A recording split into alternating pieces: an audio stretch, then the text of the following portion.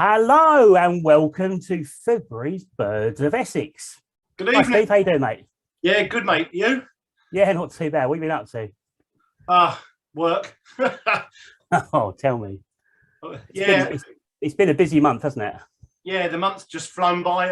I've no idea where it's gone. 1 minute we were doing this, a month ago, weren't we? 3, 4 weeks ago. And where's the time gone? Oh. Yeah, I mean, we're already virtually in March now, aren't we? And already the year is flying by. And talking of flying by, we've had some good birds over the last few weeks, but we'll come into that later on, won't we? Absolutely, yeah. So what are we going to be? What are we going to be doing today? What have we got? Bumper pack show again. We thought last month was quite full, but looks like we're going to be cramming it all in again tonight.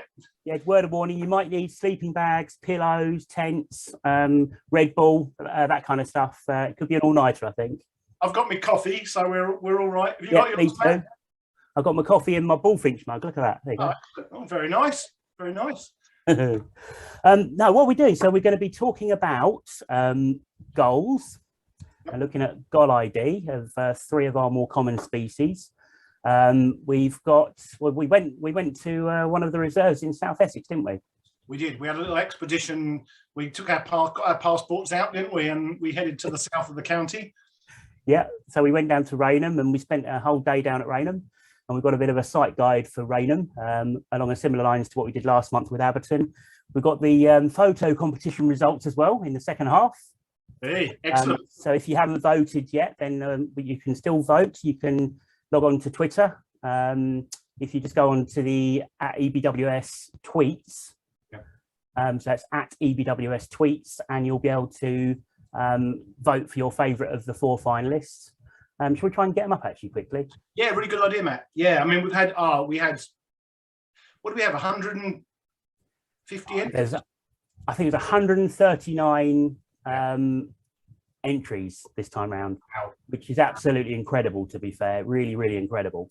And for anyone that hasn't voted yet, as I said, you can certainly vote on the Twitter page. You can vote on Facebook as well, can't you? Yeah, we've got an Essex Birdwatching Society Facebook page. And all you need to do is look at the top 4 and comment below with your favourite. And it's very tight, I believe, isn't it, Matt? We've got it really is. I mean, there's literally about 3 votes between the top 2 at the moment. Yeah. So I'm not going to tell you which 2 they are, but it's very, very close. So the 4 birds are stone chat on a reed. Nice. I called this one stone chat on twig. I thought it was quite an artistic name for it. Very good. And then we've got a lovely picture of a short-eared owl hunting. Lovely. And then finally, we've got a pair of snipe. I'm not sure if they're doing a bit of territorial stuff or a bit of courtship stuff there. Yeah, it could be either, to be honest. Yeah, it could be either, but yeah, 4 really good pictures. And once again, thank you so much, genuinely, for everyone that entered this time round. It's been a really, really good competition, a really high standard. So yeah, thank you. It's been difficult to judge, hasn't it? So be interested. Yeah. What the people's choice is tonight. Absolutely, and that would be very interesting. Before we continue, we do have a little bit of sad news, don't we? Yeah, we do. Yeah, I mean, members will, our ex-editor of Essex Birding magazine, Dave Wimpress, sadly passed away last week. Yeah, he was a great guy, and for those members that get the magazine, he was the one that sort of, the new size that you see now, the new style, he pretty much, what's the word? Not designed, but I can't kind of the founder of it, really. Founder of it, yeah. Changed it, he innovated it, didn't he? Innovated, that's the word. Cool, yeah. Yeah. Coffee hasn't sunk in yet, but yeah, he was a great guy, and yeah, he did the Abberton Roundup in Essex Birding magazine. He'd been doing that for years, and I say he was editor of the magazine for must be 10+ years. Yeah, and just a nice guy, just a really nice guy. So very sad, that is. Yeah, I mean, I don't think I knew him, but I think I bumped into him a couple of times, and from what I remember, he was just a really nice chap and kind of quiet and very friendly. And I think anyone's missed, aren't they? And there's certainly a birder that's probably known by a lot of people watching tonight. So yeah, really sadly missed there. Yeah, and of course we probably remember back last year we lost Sam Shippey. Maybe it was last year, or maybe even the year before, actually. Oh, I don't know. I think it might have been the year before. Yeah. And Dave was a great mate of Sam, so they're probably up birding there somewhere. And well, that'd be a pleasant thing to bear in mind, wouldn't it? You know, they're up there somewhere with their binoculars, hopefully. Yeah, fingers crossed. Probably starting a list as we speak. Absolutely, yeah. So yeah, that'd be sad, but yeah. So yeah, so how can people contact us tonight? Right. Well, so basically, there's a bit of a theme actually tonight. We'd like people to contact us with a little bit of information if they're honest and brave enough. And there's a story behind this, but and if you can you see that on the screen? Yeah, that's looking good. Okay. So, what's your biggest ID mistake? And before anyone messages in, there is an obvious spelling mistake on the screen there. And will you own up? Now, the reason that we've done this month is because I'm not going to talk about rooks and ravens because that was last year. So this year, I was at the Haven, Holland Haven, a couple of weeks ago, and bumped into Mick Rodwell over there, who put me onto a Dartford warbler that we'll come to later. And he told me he had a corn bunting in the top of a tree nearby. So I walked off and walked down the lane away from this tree and turned around probably a couple hundred meters away, looked in the bins, and lo and behold, there was lots of kind of blobby, stout looking birds on this tree. So I thought, oh my goodness, there's about 25 corn buntings on that tree. So I sort of made a record of the corn buntings and luckily took a record photo shot. And when I got home, I looked at it and I thought, okay, yeah, they still look like they could be corn buntings. They still look kind of blobby. And then as I zoomed in, they sort of, obviously it's really rubbish resolution, but this one particularly here, you can see the grey head and you can see the little sort of reddish markings on the breast, and I think they're actually linnets. So I thought, okay, that's fair enough. You know, I've made a silly mistake, but then I spoke to you, didn't I, Steve, and said, have you ever made a mistake? Yeah, and you know what, we're not human unless we make mistakes, but I remember probably my most memorable one was, and I've made lots, because that's the way you learn in birding, you know, to get it wrong. But I remember being in Cyprus, and I was near Paphos Airport birding with a group. This was before I was leading tours, a long time. And yeah, this cormorant came over, and it was carrying a stick, and I thought, oh wow! And I shouted out to everyone, look, there's a cormorant carrying a stick, and it was a glossy ibis. I'd never seen one before, and it was like, well, it just looked like a cormorant carrying a stick. And everyone just creased up, you know. It was just, yeah, slightly embarrassing. But... I mean, we'll do it, you know, and I'm sure everyone is going to be filling the chat with stories of things they've misidentified. So if you do want to own up to a silly mistake, as always, you can either talk to us in the chat, which we'll have a look at in a second, and you need to be logged into YouTube via a Google account or a Gmail account, and then you can use the chat facility to join in. And if you can't do that, you can send us an email to ebwstalks@gmail.com. That's ebwstalks@gmail.com. And we'll try and monitor the emails and keep an eye on things as well. Also, we can do Facebook as well, can't we, Steve? Yep, you can send us a message using Facebook Messenger from the Essex Birdwatching Society page, and I will endeavour to monitor it tonight. Yes, yeah, because that leads us to we've got a new feature, haven't we? We are, and it could be the way we, well, how professional we are. It could be a monthly feature, to be honest. Yes, and no expense spared at all. We've put together a little video to introduce this feature. So if you'd all just like to, can you see that on the screen? Yeah. Yep. And I added a soundtrack at no royalty cost whatsoever. So I'll just play that for you now. I'll only play it once, don't worry, that's fine. Yeah, because you can see we're running on a shoestring budget here. Well, we couldn't afford like guitars and stadiums and things, so I just had to use my iPhone, I'm afraid, sorry. But what's this all about, Steve? So we encourage you all to comment on these videos, and last month Louise Rumsby commented quite a few times during the evening, and I basically failed to look at any of the messages, so I'm so sorry. yeah, so it's something I will, you know, I'll try harder on in future. Yeah, I think were they talking about kind of the amount of birds they've seen in a day and on bicycles without using petrol, and Yeah, I think they sent us a picture as well, didn't they? Here we go. Basically, they were watching us last month, multitasking. They were watching us on one screen and the rugby on the other screen. Now, you know, personally, I don't know why they weren't just watching us, but there you go. You know, I think what we could do there, actually, I mean, that looks like we're commentating on the rugby, to be fair, doesn't it? So there could be a career there. Yep.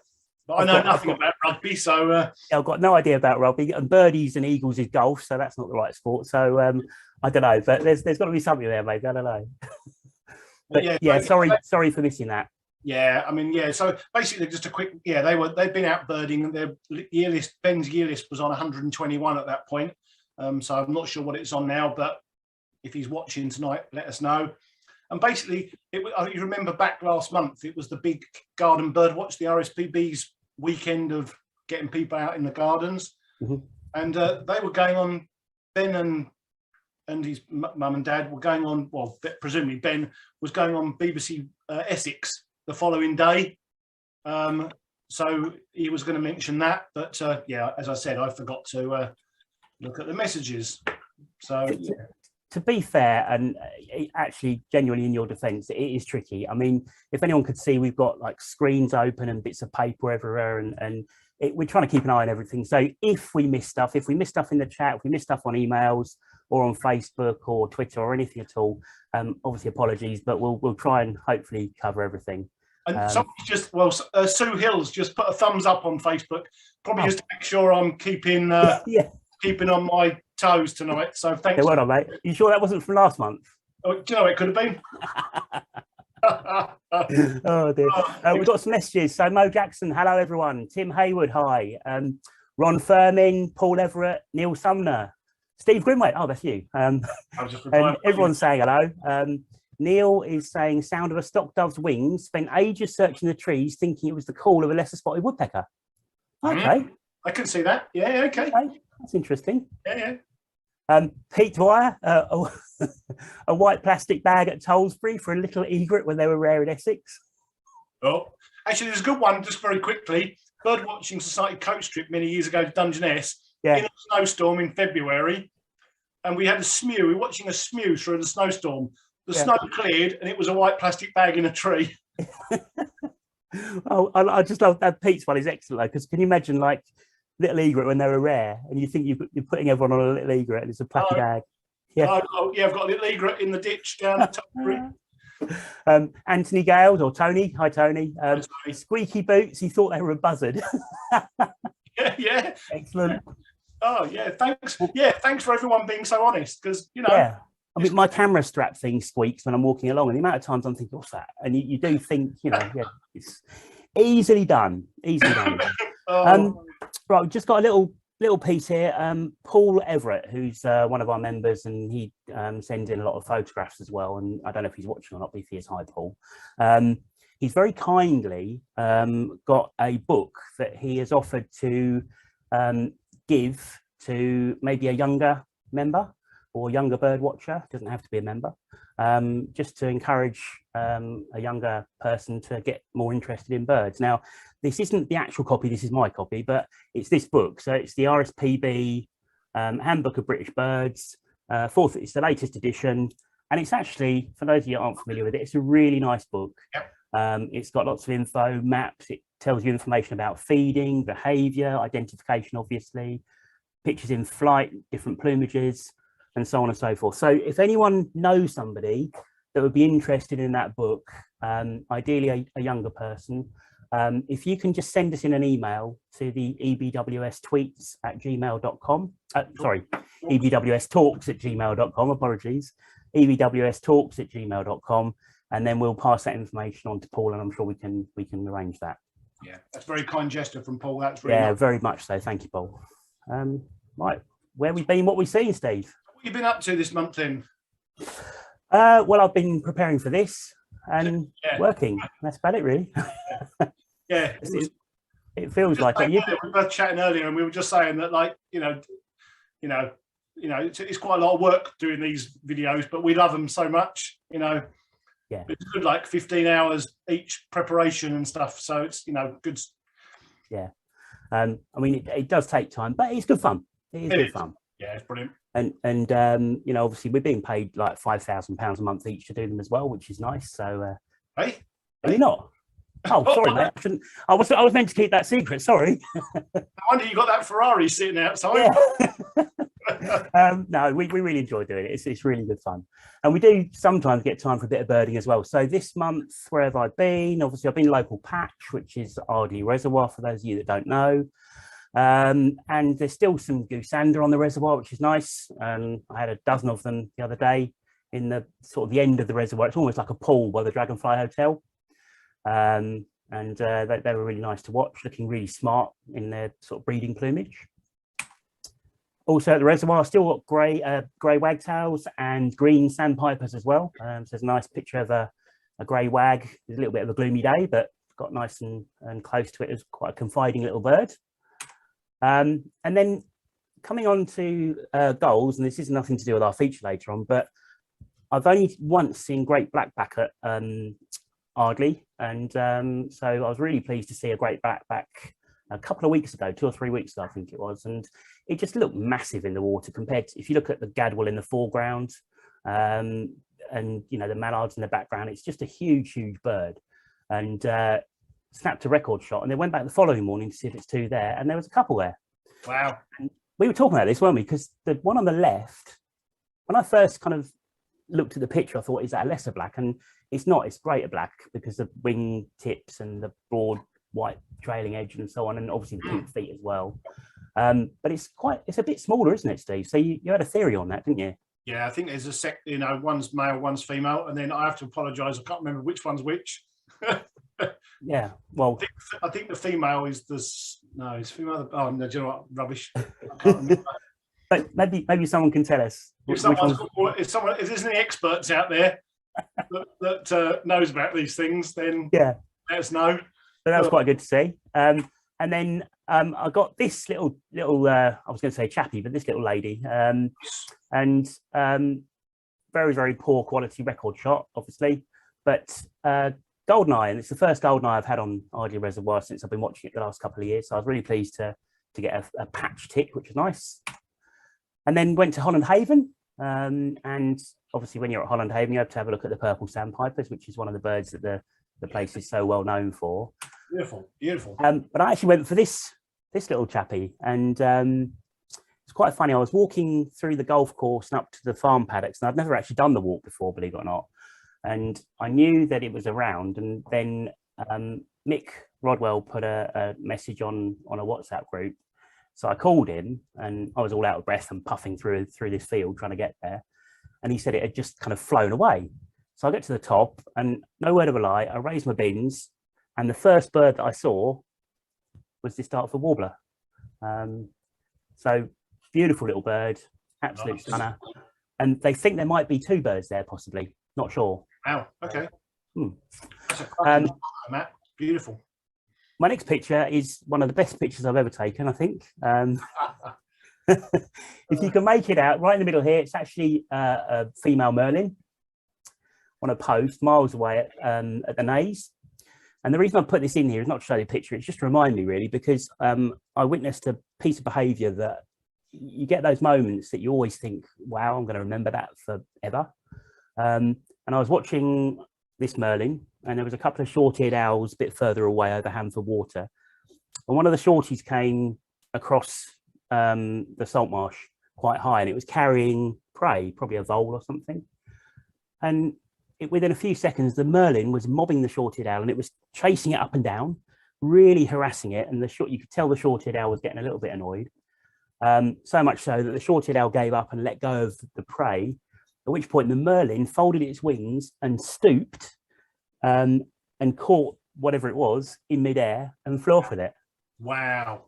Which was phenomenal. And I'm stood there watching this, and I'm just like, I was the only person there, and you think, wow, that is a really special thing to see. So pleased with that. What a thing to watch. Yeah. And then very quickly, the other place I went this month, I did a twitch. I haven't done a twitch for ages. So I decided to pop in my little car at 5 o'clock in the morning and drive down to Eastbourne and Obviously, Eastbourne services got a McDonald's, so you have to stop and have breakfast. And luckily, this hooded crow was still hanging around the McDonald's, so I took a few pictures of him while I was eating my breakfast, which was nice. First one I've seen in the UK actually, because I haven't birded in Wales, North Wales, or Scotland or anything yet, so I've still got loads of places to go. But of course, the other reason I went to Eastbourne was for this chappie, and what an absolutely stunning bird. The American robin showed really, really well. This was the day before the big storm Eustace came in, so lucky to see this bird in really close views, and what an absolute beauty. That's a cracker, that is. And that's it. Yeah, that robin is, that's a beautiful. cracker. Yeah, I think it's still there. I think it's still there, isn't it? I think it is. I think I read today somewhere it's got a bit of a dodgy foot or something, a dodgy leg. Well, that's what they were saying, because they're saying on the ground, because it was over the back of the houses worming in a field, and it would come in and eat some berries. So it was literally having a bit of meat and then a little bit of pud. But as you do, when it was on the bush, it was mostly sort of on one leg. So yeah, they're not sure if it's got a bit of a dodgy leg or not. Okay. But yeah, where you been? I've seen, I'm back to American robin. I remember seeing one years ago in an industrial estate in Grimsby. So, which is not the most salubrious of surroundings, but that's the only one I've seen in the UK. Actually, I did see a dead one at Langard. Okay.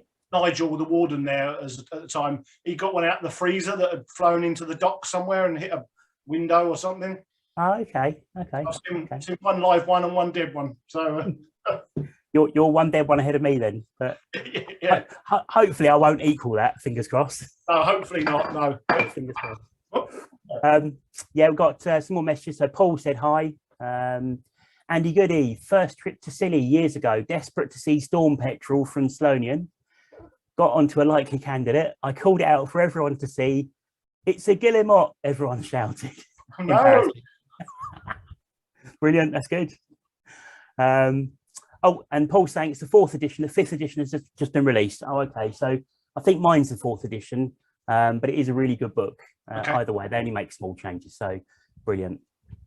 They're all saying the male should be the larger gull. So those two great blackbacks. Yeah.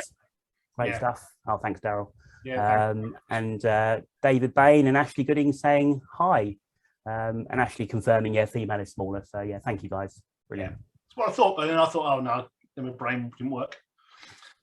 You've been working, Steve, haven't you? I mean, I haven't really been birding in Essex the last month, or very, very, very rarely. I've been sort of, for those who don't know, I run a tour company, Birdwatching and Wildlife Tour Company. So I've been, after 2 years of not really working much, I've now, I'm sort of working. So I've been in and out of Essex quite a lot. So yeah, maybe not Essex, but a little bit, just a bit of interest here. So this is an adder. It's not a bird, but at Minsmere last week, this is the first of 3 adders we saw last week on a nice warm day.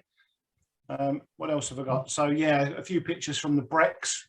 This is a nice sort of summer plumage brambling. Lovely. We saw on a tour to Norfolk a couple of weeks back.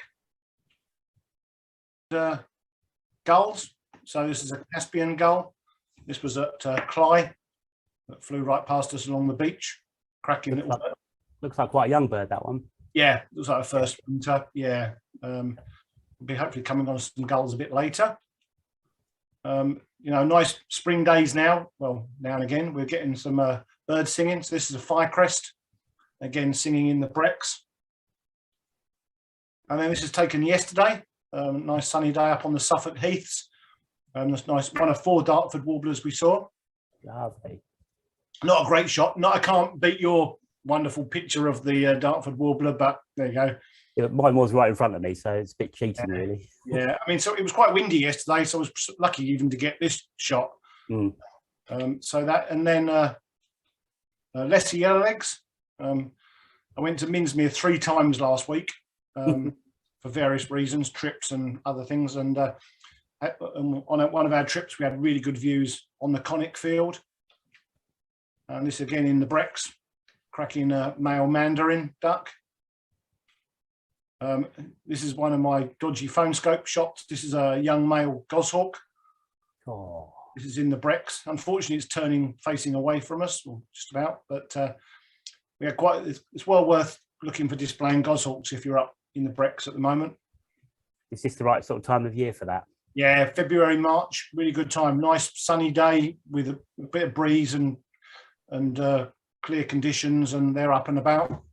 And they sort of fly along and then kind of go up and back down again, don't they? When they're displaying, it's like males have got this really slow, very deep wing beats. I mean, well, I won't say where these are, but I'm sure people know the site in question. But you know, there's up to at least 3 or 4 birds, I think, there. So so we were lucky to see goshawk. And then this is taken yesterday. This is one of this little group of we had up to 55 white-fronted geese on the Suffolk coast yesterday. So these were nice in between the showers yesterday. And again, hooper swan from Minsmere. Lovely. Bit bedraggled looking thing. It's obviously been feeding in the muddy water. It looks like it's got a bit of a comb over going on there, doesn't it? And it's got a bit of a Bobby Charlton going on there. And then this is a bit rubbish photograph, but a shot of a singing woodlark. We had 8 singing woodlarks yesterday on the Suffolk coast. That's good. Not the best photograph in the world, but you can see how short-tailed it is. Nice big bold white eye stripe. So yeah. So yeah, that's me. So yeah, I mean, I'm not really birding much in Essex at the moment, which I'm sort of a little bit sad about. But you know. So I mean, if people want to, I know obviously we're talking Essex birds, but for those that don't know, like Steve said, he does his own tours and day trips. So what's your website, Steve? It's www.swallowbirding.co.uk, and our website. I do stuff in Essex as well. So you know, it's not just all over the place, but yeah, please check us out. Yeah, excellent.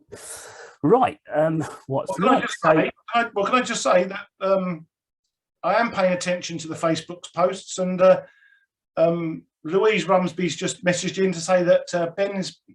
They forgive us for not for forgetting that stuff. Yeah, I know. Ben's year list now is on 142. Oh, that's good. Really, really good. Yeah. And they're planning to go to the Brecks on Saturday. So yeah, hopefully you see goshawk and all that great stuff that's there. Excellent. Well, talking about sort of field trips and things, we had a Essex Birdwatching Society field trip this month, didn't we? We did, yeah. I mean, well, I say unfortunately. Fortunately, we didn't get the 85 people that turned up at Abberton, but we still had a really good turnout.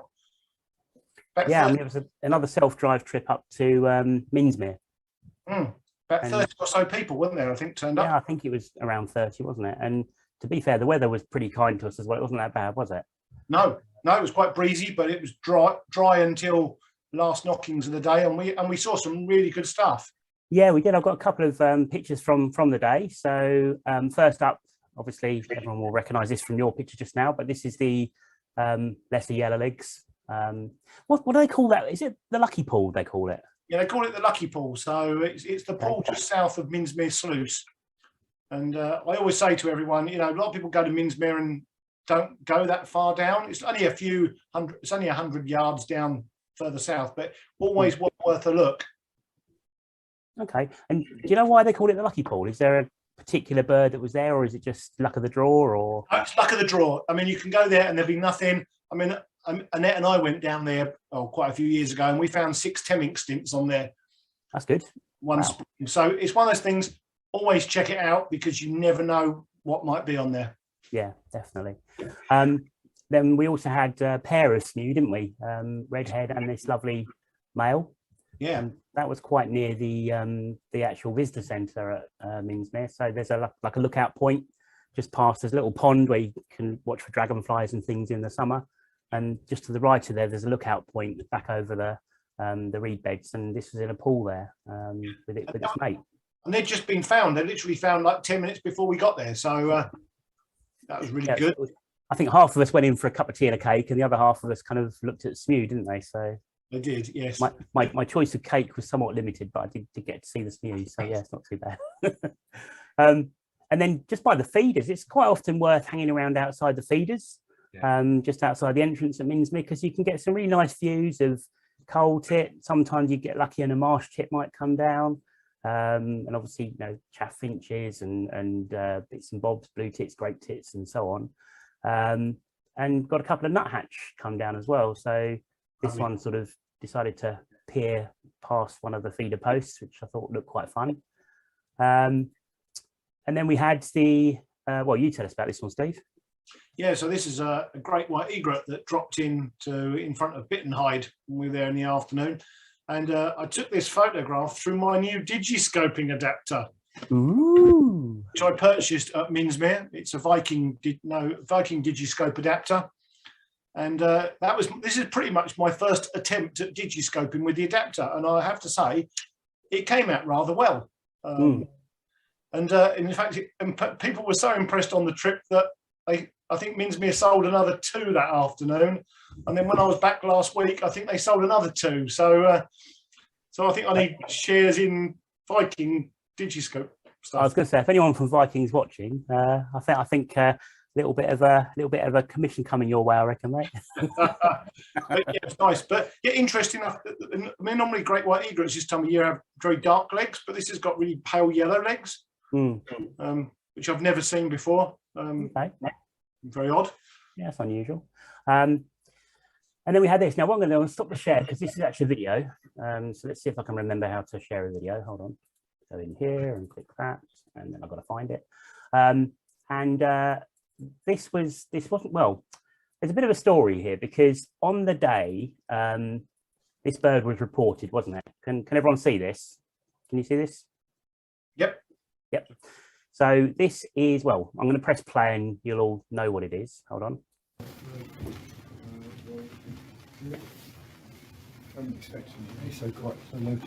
So this is a digiscope that you took, I think. Is this one of the trips when you went back? Yeah, this was a couple of days later. So it's a jacksnipe for those who don't know. And I took it in through the phone adapter. It zoomed in quite a lot, so excuse the quality of that. But yeah, this bird was literally found at last knockings when we were just sort of packing up on our field trip to Minsmere. And what happened is I think a couple of us went to see it and then a couple of us went round the corner and went somewhere else, didn't we, which we'll come to in a sec. Yeah. But your video, I thought your video was really good. I liked it. And the only thing is there was a bit of talking in the background. So I thought it might be better if we did this.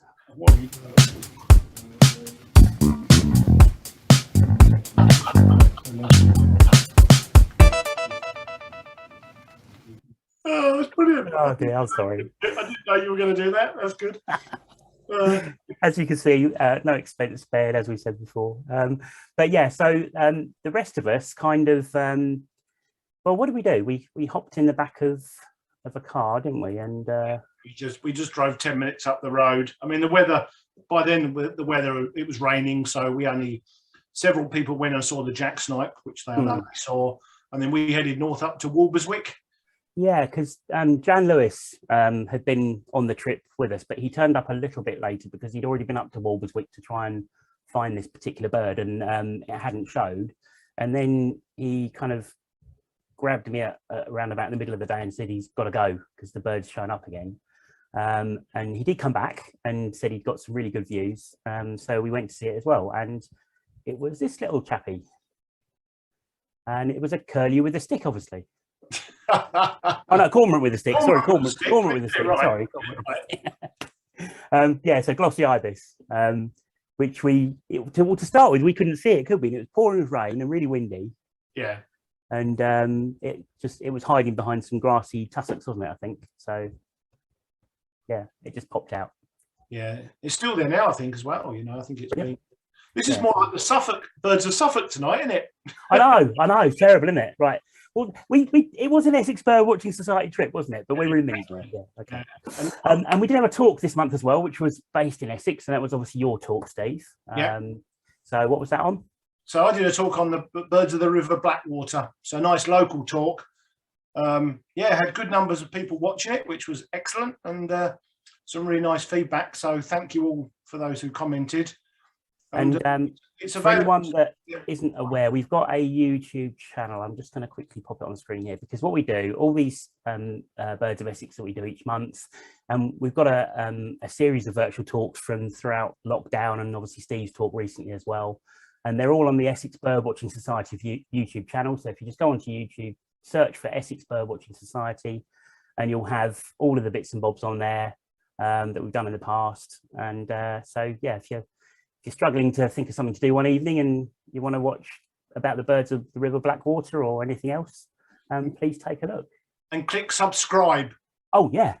Please click subscribe. So everybody watched the TV last week and saw on the news when all the windy stuff was going on, the plane, was it Big Jet TV? Oh, that was amazing. Matt and I were watching quite a lot of. Well, there was 200,000 people watching that. Did you exactly. So we want some of that action. So, yeah. You know. Oh, incredible. Right, any messages? Anything on Facebook? Yeah, so what we've got. So we've had a message from King Cobra 66. Ah, so, evening, everybody. Now, if you look, mine's there somewhere. I can't give. Let's be down a bit, left a bit, right a bit. It's behind my shoulder anyway. I can't do that. I don't know if he's noticed or not, but we left each other a reminder. It might be a little bit small in your screen, but we got. Can you grab yours or not? Is yours movable?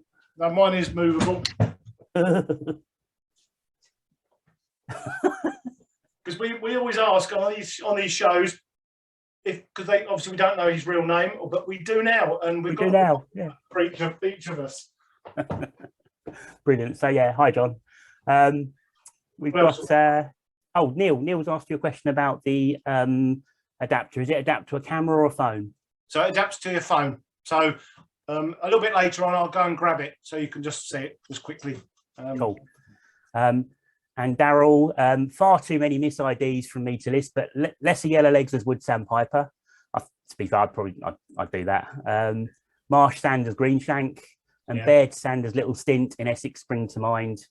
And he dragged people away from home to see them too.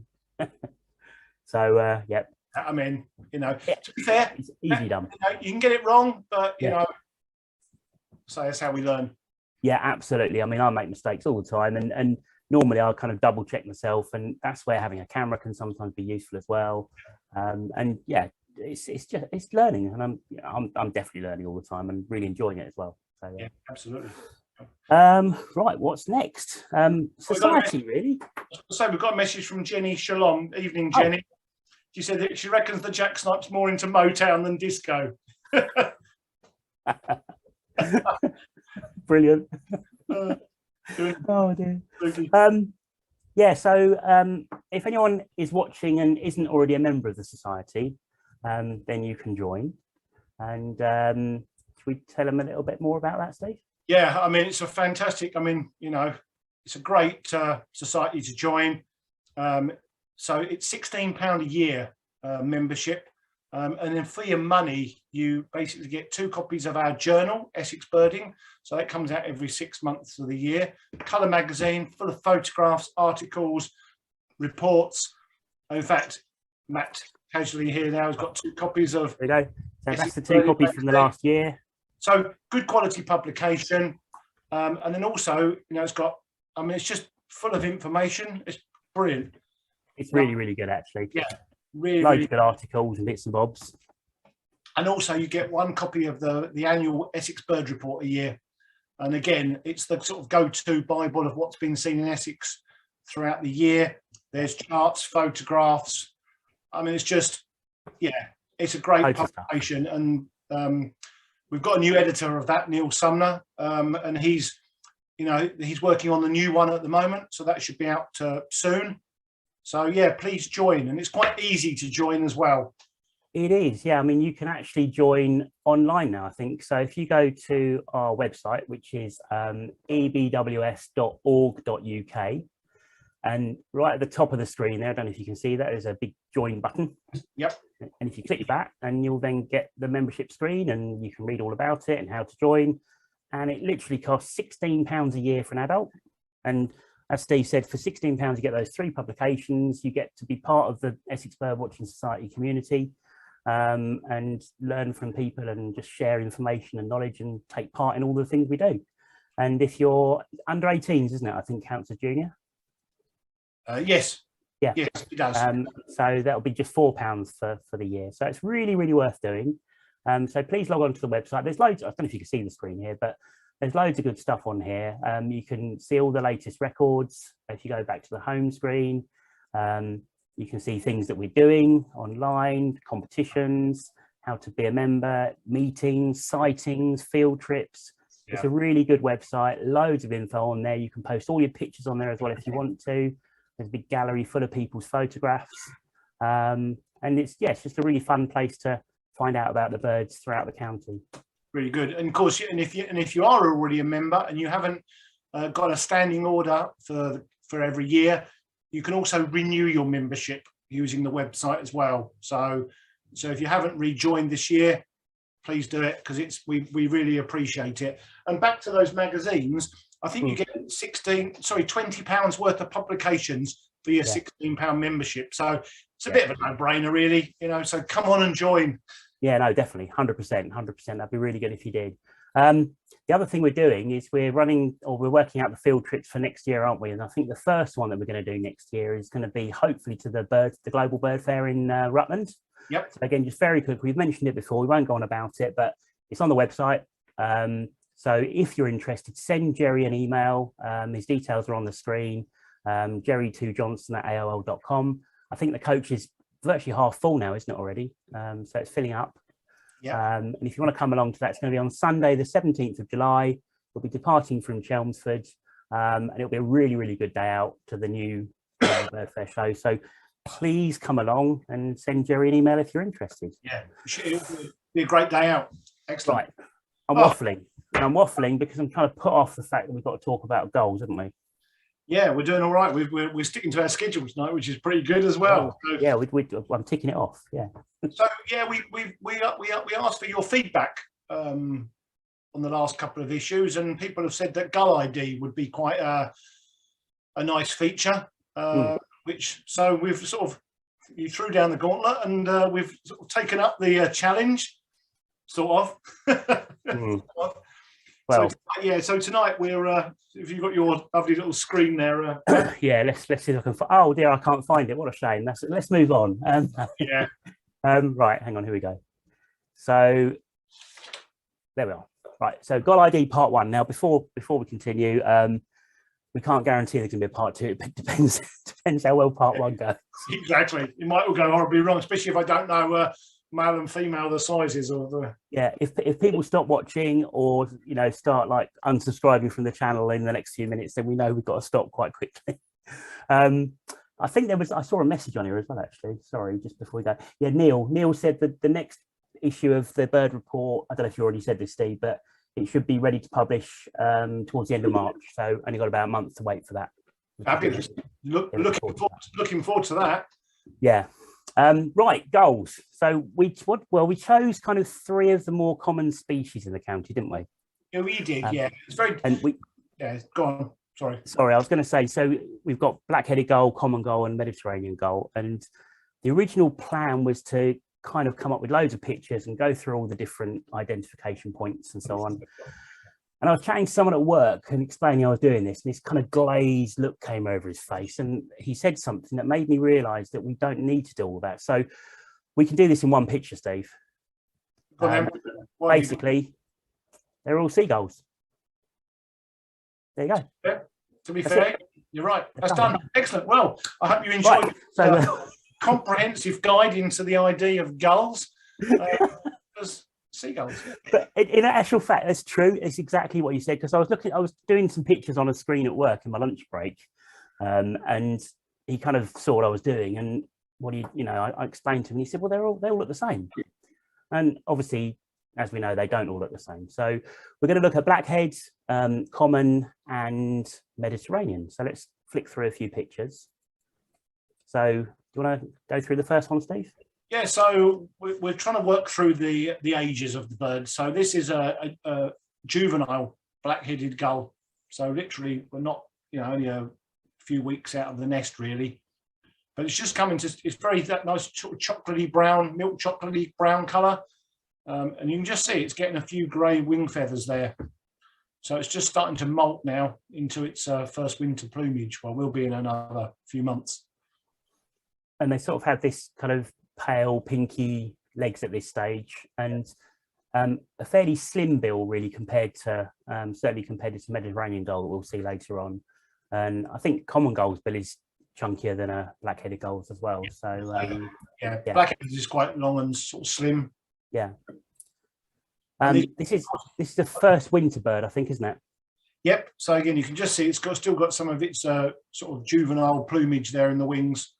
It's starting to get a little bit more colour in the legs, but still quite sort of orangey sort of colour, and quite a pale orangey bill as well, and just getting that sort of black smudge through the eye.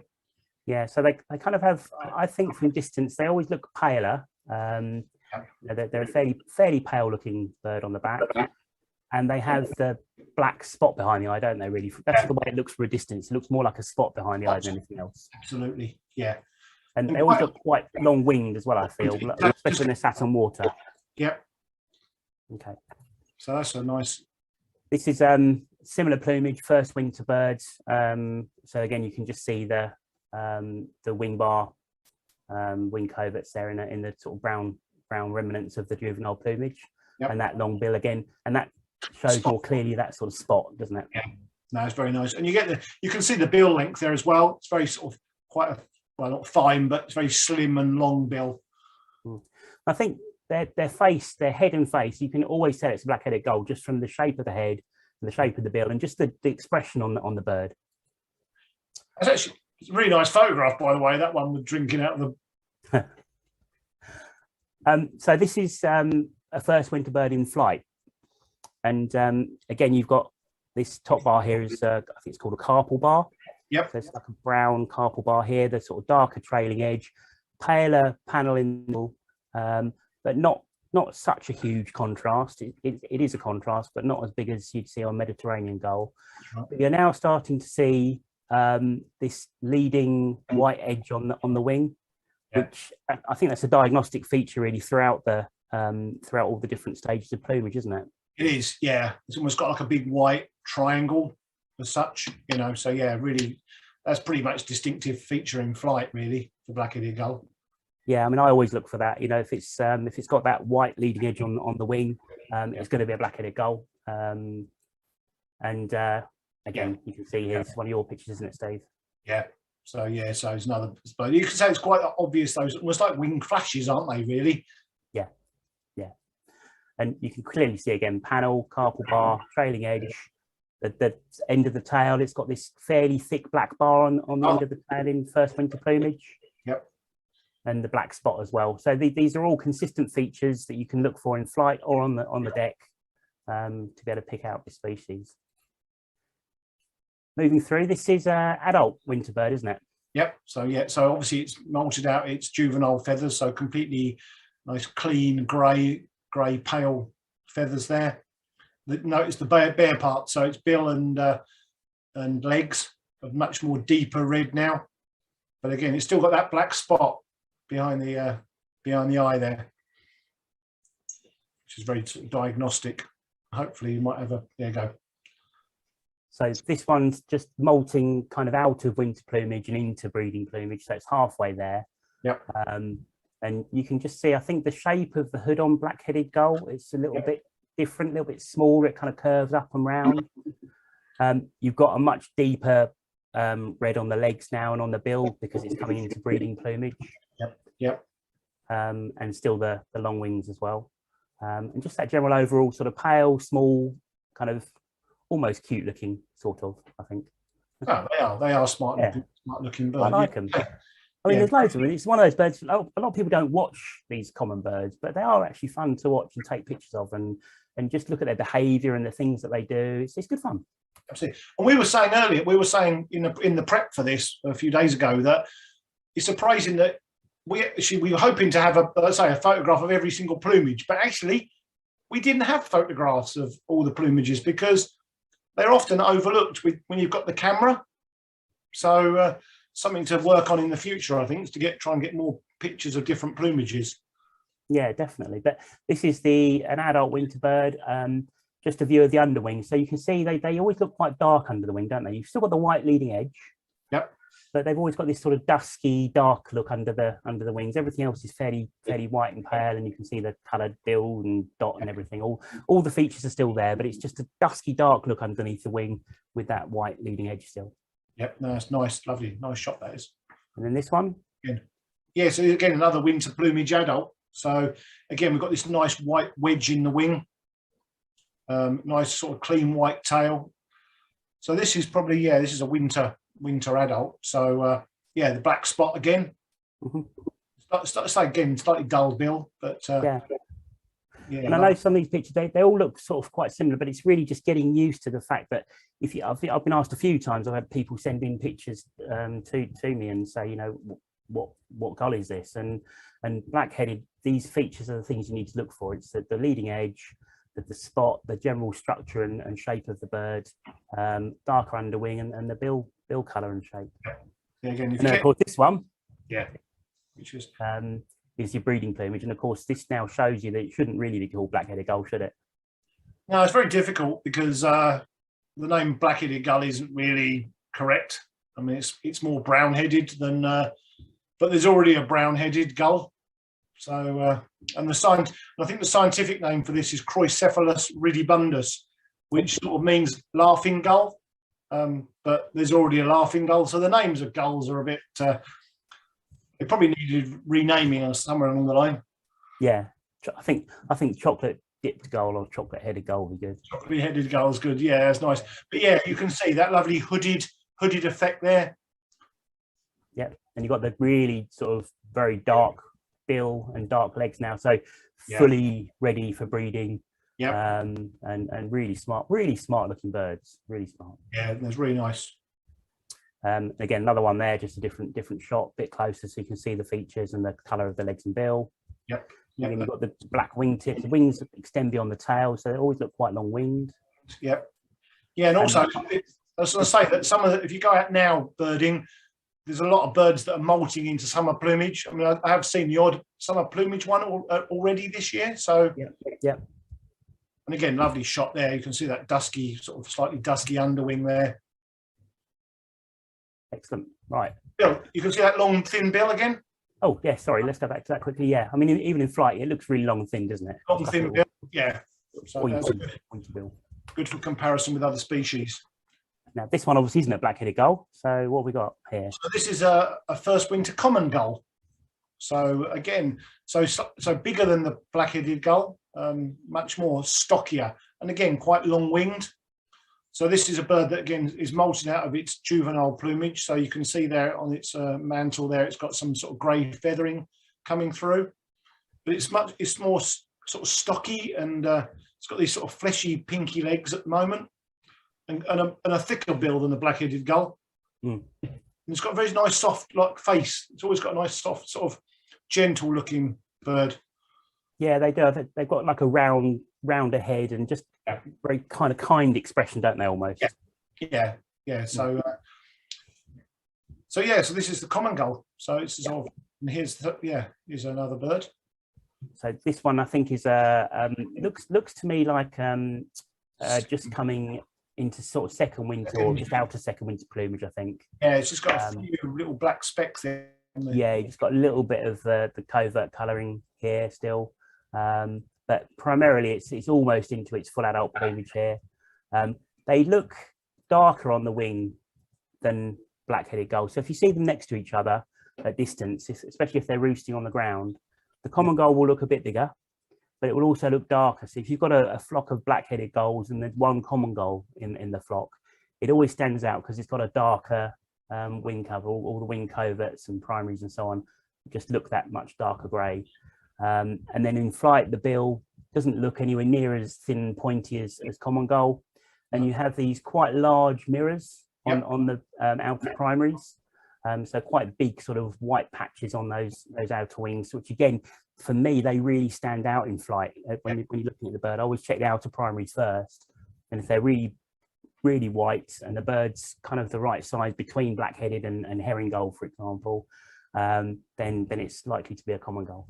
Yeah, I say you've got this, and in this plumage, it's got very sort of streaky head. Yeah, like on your shot here. This is an adult in winter plumage. It's a cracking bird, isn't it? So yeah, now it's sort of the leg colour's changed. So now we've got these sort of very pale yellowy, greeny yellowy legs, and this nice sort of yellowy, greeny yellow bill. And I say very long winged, and you can see the mantle colour there is much darker than black-headed gull, as you said, Matt. Yeah. And it's just a generally sort of streaky headed in the winter, kind looking, and you've got the ring on the bill as well, which obviously there is a bird, a ring-billed gull, which is similar looking to common gull, actually, isn't it? But, it is. Just different size and paler and so on. So yeah, on the wingtips, on the primary wingtips, you've got nice large white mirrors here again in when it's resting, so you can see those both in flight and also when the wings are folded as well. Yeah, nice. Looks like that was taken at Abberton, I think. Yeah, it was, yeah. And this is just one on the water, really just to show again colour of the mantle, yeah. that sort of kind expression, sort of fairly short, stout bill with the greeny yellowy colouring and this band on the bill. And they always have, to me, on the water, they always kind of look like the rear of the bird is sort of pointing out and upwards out the water, like a kind of a triangle almost pointing away from the bird, like an arrow. That's nice. Yeah, and I think this bird is either molting out of summer plumage or into winter plumage, because it's just starting to get a few specks on the back of their nape there. Yeah. And then just a similar shot. I think it's probably the same bird. We had two shots ago just from above, so you can see the streaking on the head, heavily streaks on the head in the winter, and this nice dark eye as well. It's really lovely to look at. In flight, you can see the outer primaries again, these large wedges, and streaky nape and top of the head. If you get decent views in flight, it's kind of unmistakable, really. And they don't look as dark under wing as the black-headed gull, and they've got bigger, broader wings than black-headed as well. Not quite as much as herring gull, of course, but they just look a bit different in flight to black-headed gull, a bit more deliberate on their flight pattern. Absolutely, yeah, it's good ID feature that is, Matt. And it's nice that shot showing that white on the wings there, so large white patch. Yeah, and again, we compared the black-headed gull, the bill as well earlier. You can see it's as much of a thicker bill, not so long. Oh, that's another good shot there. Yeah, just a side-on view. Again, you can see the very stocky looking, a bit more chesty looking. Than black-headed, white, the darker wings, white tips to primaries, large white tips, and the bill structure. So again, it's kind of repetition, but that's really, I mean, I found that the sort of 5 years or so I've been birding now, a lot of it is repetition. You see the same thing over and over and over again, and eventually it will stick, hopefully. Absolutely, yeah. That's what people tell me anyway. But again, learn your common species, and then something more unusual then stands out. So, and here's a nice bird in full breeding plumage. So so common gulls don't breed in Essex. They breed in the sort of north of Britain and into Scotland and into sort of, the Arctic. But so this is one that it's one of my shots I took in Scotland a few years ago. But you can see it's got this lovely sort of almost quite bright yellow legs now. Yeah, and beautiful. The bill, and it's got a nice sort of red orbital ring around the eye. You just about pick out there. And that's just what a smart looking bird, seriously. Yeah, they are. They're really cool bird. They've got a nice dark mantle and long winged, and they are. Of course, the other thing they're known for, their other name is Mew Gull, isn't it?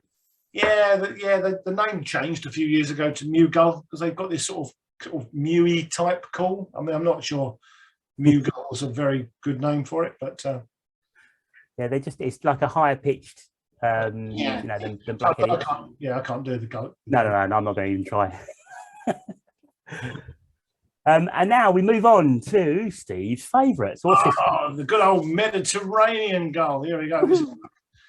So this is first winter Mediterranean gull. So we've seen first winter common and things first winter black-headed. So again, we've got this juvenile plumage there on the sort of carpal bar. And as Matt said, they've got a much bright, sort of almost brighter grey sort of panel there in the wing. Much more of a contrast, isn't it? You've got kind of dark, light, dark, really contrasty. Yep. And we've got that the sort of the smudge now. We haven't got the dot behind the eye. It's more of a sort of quite an extensive smudge of black. It's a little bit like if you can imagine him wearing or her maybe wearing a mask, like an eye mask. Yep, mask is good. Yeah, a little smudgy mask, and obviously the bill as well is thicker, isn't it? Yep, thicker bill, and it's got and you can probably just, I don't know if you can make that out, but the dark legs, it's got quite darker legs. Yep. Because just about see underneath as well. You've got that kind of quite pale underwing, haven't you? Absolutely. Yep, and you'd see a nice black tail bar as well. Yep. If my photograph was better. Now, it's going to come as no surprise to those watching that a lot of these pictures are going to be the Mistley Mediterranean Gull, because it's kindly posed in all sorts of different positions and at very close range for the last few years. So it would be rude, amiss, and also it's very straightforward to get some good identification shots from this bird, and it's there right now, and it's an absolute cracker. So what stage is this, Steve? So this is probably first summer, isn't it? I would say, yeah, it's first. Yeah, I think it's just kind of coming into, well, in fact, it is first summer, I think, because they don't get their full hood, do they, in the first summer? No, so it's still got a few of the juvenile feathers there. Not many, but it's got, and you can see they've got the brown feathers coming through. But it's starting to get this sort of black hood and a much thicker bill than the black-headed gull, much chunkier. Yeah, and longer legged as well. Yep. Just a bigger bird all round. We've got a couple of pictures coming up which show them next to each other so you can see, but just a much bigger, stockier bird. And Mistley, to be fair, Mistley Key, if you want to compare black-headed and Mediterranean gull, it is a good place to go because this bird's there regularly. And when you see it on the rails, as we'll see in a minute, it's very obviously different. And obviously, and for those who are in the south of the county, Southend Pier is really good, as is Canvey Island as well.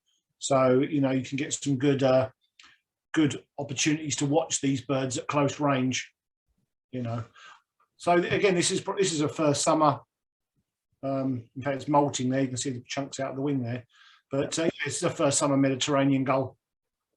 So again, it's still got some brown juvenile plumage in there, but it's gaining a lot more adult plumage.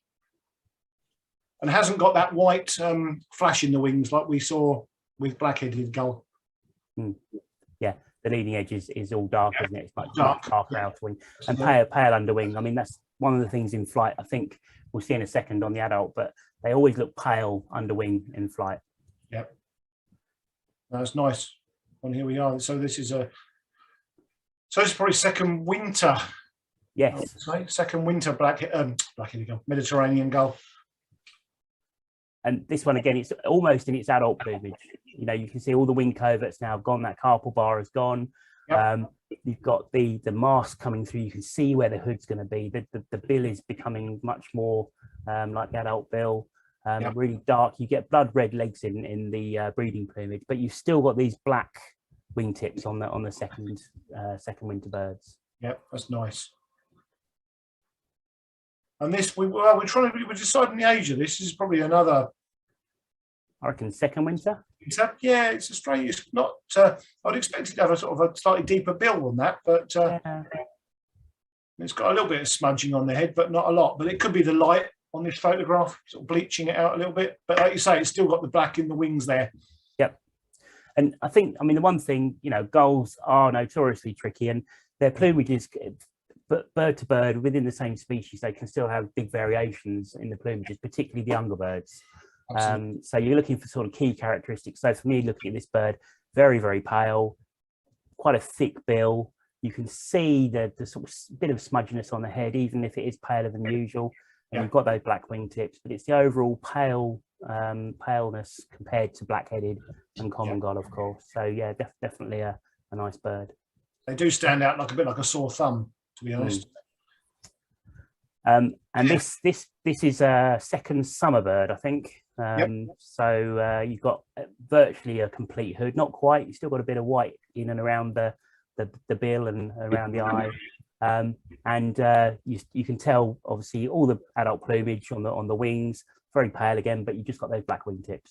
But overall size, structure, bill color, You can see the colour coming through now, that lovely blood red colour, and a very obvious Mediterranean gull. The hood incidentally is darker than black-headed gull, as you'll see. Yeah, it's absolutely black. Yeah. So yeah, here's another second summer bird. So it's virtually an adult plumage. It's just got a tiny few specks of black in the wing there. Mm. You can see it's just much a brighter, cleaner bird than black-headed gull. Even very pale, isn't it? Very, very white looking. Yeah, no, they stand out like a sore thumb, to be honest. So, and here's another second year black-headed gull. Sorry, I keep saying black-headed gull because it's got a black head. You see, stupid names. So again, yeah, I mean, virtually adult plumage. It's just the outer wingtips is what you're looking for. So if you see those primaries that are still black, it's going to be a second-year bird.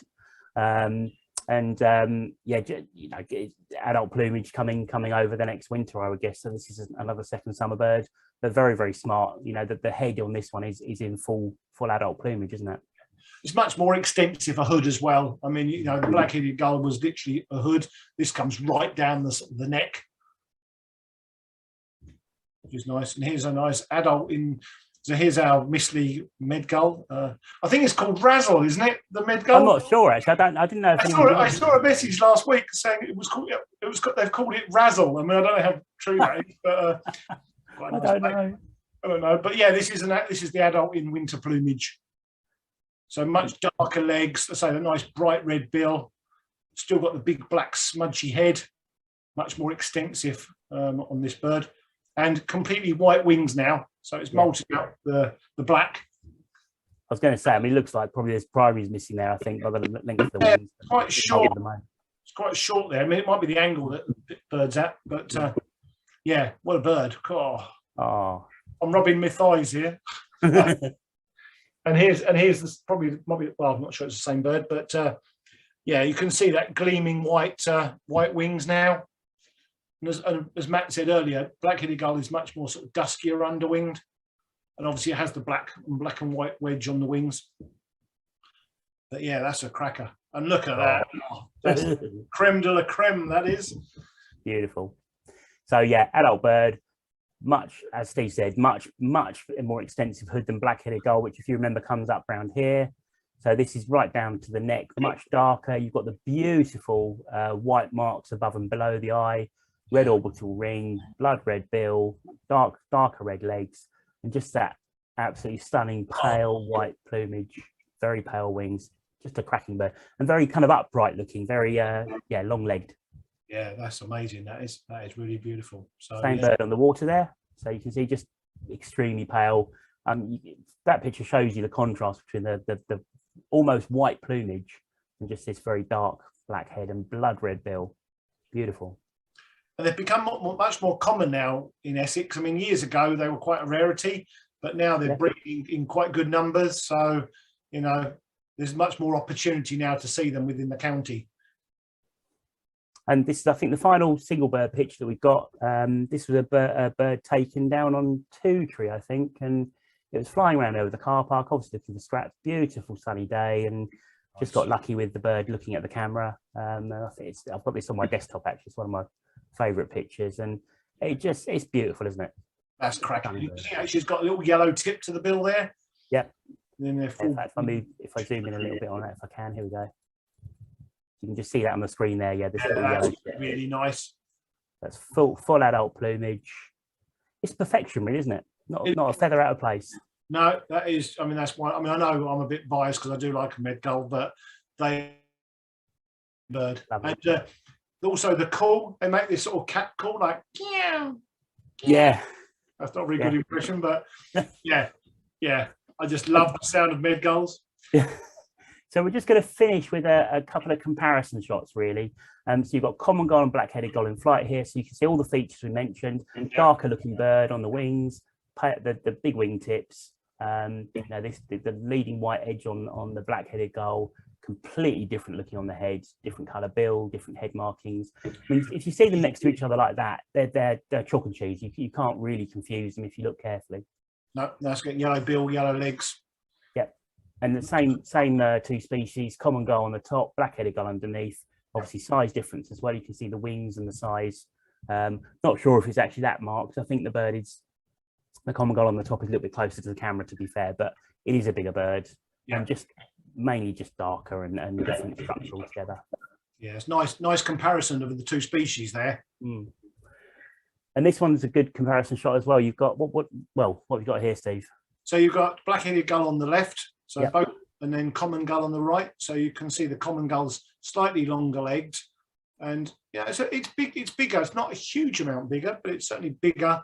And the mantle shade is sort of that slightly darker grey. So the two species do stand out when you see them, even though you can't really see the bills and stuff like that. And again, a common gull in the background here and black-headed gull in the foreground. So nice, really good comparison shots these are. Like those. And then we've got a comparison, as we said earlier, you've got the Mediterranean gull in the middle here with black-headed gulls either side. So they sort of look similar, but they don't really if you look at them closely. And all you need to look at really is the head more than anything. I mean, longer legs, and it is a bigger bird. But just look at the head. It's a completely different looking bird in all types of plumage, really. Just the bill structure, that face mask, the big sort of white smudges above and below the eye, and just the overall expression. It's got a thicker neck and just kind of a bigger head, really, isn't it? It has. I mean, you can say the bill thickness comparison there, and the spot on the black-headed gull on the right, and the smudge in the left, in the middle bird. Yeah, so really, really nice bird again. And here, another great shot of med gull on the left and black-headed gull on the right. You can just see they're just much more chunkier, like a black-headed gull on steroids, really. Well, even if you look at the legs, you can see the med gull. You can see the now I'm going to get muddled up. Is it tarsus, the top part? Yeah. And whereas the black-headed gull has got the much shorter legs, really, and it's just that overall structure, as Steve said, head shape. And final couple of pictures, just some flight shots there. This is first winter birds, isn't it? So these are both first winter birds. So black-headed gull on the left and med gull on the right. And again, you can see the thickness of the bill. You can't really judge the size comparison there, but actually you can almost make out the dark legs on the med gull and the slightly reddy legs. Yeah, the white leading edge here on the black-headed gull, not present on the med gull, and you've got just more of a you can't quite see on this shot, but there is a much paler looking panel here on the Mediterranean than there is on the black-headed. It's more of a contrast. I think that it's just you've got a darker area on the carpal bar, really. Yeah, I think they say the light will play tricks as well on you. When you're looking. What else? Always nice. And this one we've got. This is a first summer, I think, isn't it? Summer. Oh, sorry, first winter bird. Yeah. In fact, I'd say that's probably first winter going into first summer by the looks of it. It's molting, in fact. But yeah, molting bird and chasing an adult around above. So obviously, the adult's got a bit of food. So again, clear difference in plumages. You've got a lot of this younger plumage with the carpal bars and the black edge and all the things that we've already discussed. You can see the sort of summer hood wanting to come through here, but not quite, compared to the very pristine pale white plumage of the adult bird. Yeah, that's really nice. And that leads us to our last picture, and we're going to actually run this at the break, which is coming up in a minute, and we're going to put this up at the end. But this is just something to say, well, I'm pretty sure we know what it is, but what do people think? We weren't 100% sure on this one, so I'll just zoom in a little bit. Yeah. But it's a picture that I took, and I think we're fairly certain which species it is, but it'll be interesting to see what people say in the chat. Yeah, it'd be nice. Yeah, nice to hear your feedback. So we couldn't really decide from that picture what it was, but let us know. Yeah, so definitely. Time. 9:15. Oh goodness. Right. Okay. So should we go to break? Yeah, we'll have a quick break. Let's look at messages very quickly. What have we got? So where are we? So hope everyone found a bit of that useful anyway. At least, fingers crossed. People have probably fallen asleep. So I expect so. Yeah. Right. Where are we up to? So Sarah Henson Webb, please big up John Buchanan's book, Wildlife of Essex, fab photos, maps, wealth of really useful info. You've got that, haven't you, Steve? I have, but I haven't got it with me now. It's downstairs. So we'll get it in the break. I'll go get it in the break. Yeah. Yep. Brilliant book, great book, local book, which is excellent. Kevin Poulton, I needed to refer to your Winter Grebe ID feature on the YouTube channel last week, which was really useful to help me with an ID dilemma. Oh, brilliant. Excellent. Okay. Good. Well, it was helpful. Good to know. Got Ron Furman. The BTO did a good training online session about goals, so I'll use this as a recap session. Thanks, guys. Oh, good. Thanks. Good. And then John Peacock is going to have to run, guys. Oh, he's already gone, so bye, John. he's Bye, John. Gone. Jenny Shalom, what's Jenny got to say? Can't see that on the screen here. Am I right in thinking that Scandinavian common gulls look a wee bit fiercer and have more shadowing on the head? Oh, actually. Oh, that's weird. Oh, okay. So yeah. So further down the chat, yeah, that's more like it. Daryl's replied to say it's Scandinavian herring gulls that are bigger, meaner, and darker. Yeah, yeah. So I haven't really seen Scandinavian common gulls. They're very difficult to ID. Okay. So there's a Russian race of common gull, but that's not easy to tell from ours, and still very rare here. Yeah, the race High I think you pronounce it. Okay. Yeah, they're very rare in Britain, I think. So, Mo saying might be nice to hear the call differences. So we'll see if we can quickly do something at the break. In fact, actually, Steve, if you answer the last question, I might be able to bring something up on my phone very quickly. So a few people have just commented and say if you want to teach yourself gulls to go down to Hyde Bay Hyde at Abberton at the moment, and then this from Tim Hayward. And he said he spent ages there last weekend trying to improve his skills. And then Daryl has commented to say that the water level's rising very quickly, so you need to get there quick if you want to test your ID skills there. And then Paul Everett has said, really helpful, guys, thanks. Is the dark mark on the bills of the common and med gull diagnostic? I think the common gull band is pretty distinctive, isn't it? Common gull band is. Certainly the yellow tip on the adult med gull is diagnostic. Yeah. Right, calls really quickly. Black-headed gull. It's good. There you go. So it's kind of a squawky, screechy sort of sound, isn't it? You got the Mediterranean gull. If I can find it really quickly, because time is ticking. Here we go. So it's that very much, I mean, it really does stand out. If you hear a flock of black-headed gulls and you've got that med gull, you know, it really, really stands out massively. And then finally, common gull.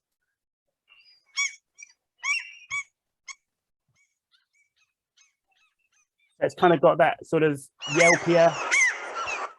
It's like a It's like a very just a higher pitch really, and a bit cleaner than black-headed gull.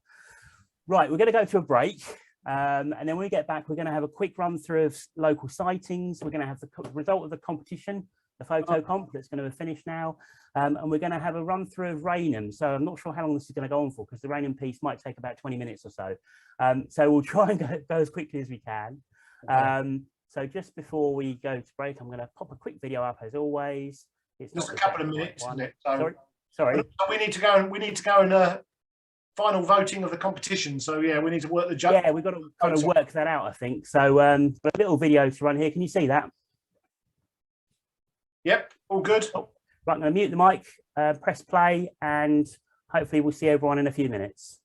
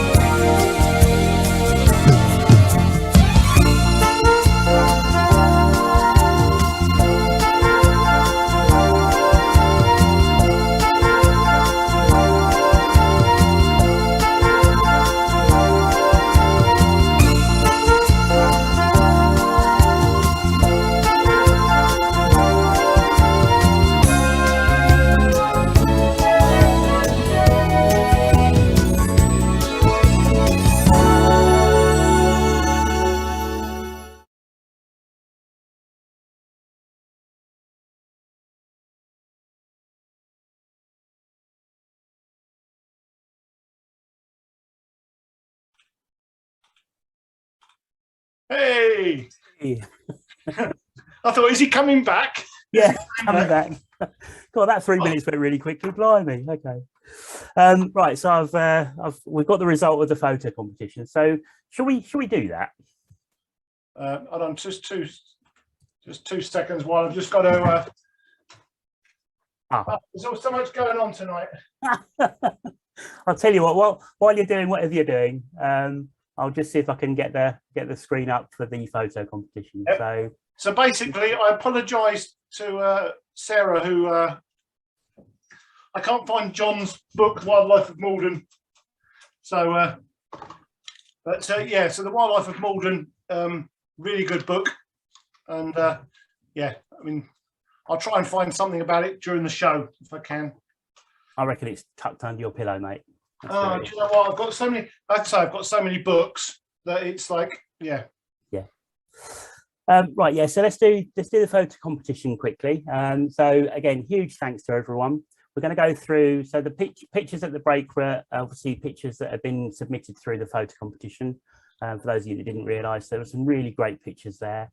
And we've got the final 4 pictures in reverse order. So first up, we've got this lovely picture of a stone trap, and this was taken by James Hudson, and that's finished in a very admirable 4th position. And don't forget, we had 136 odd entries, so yeah, that's really good to see.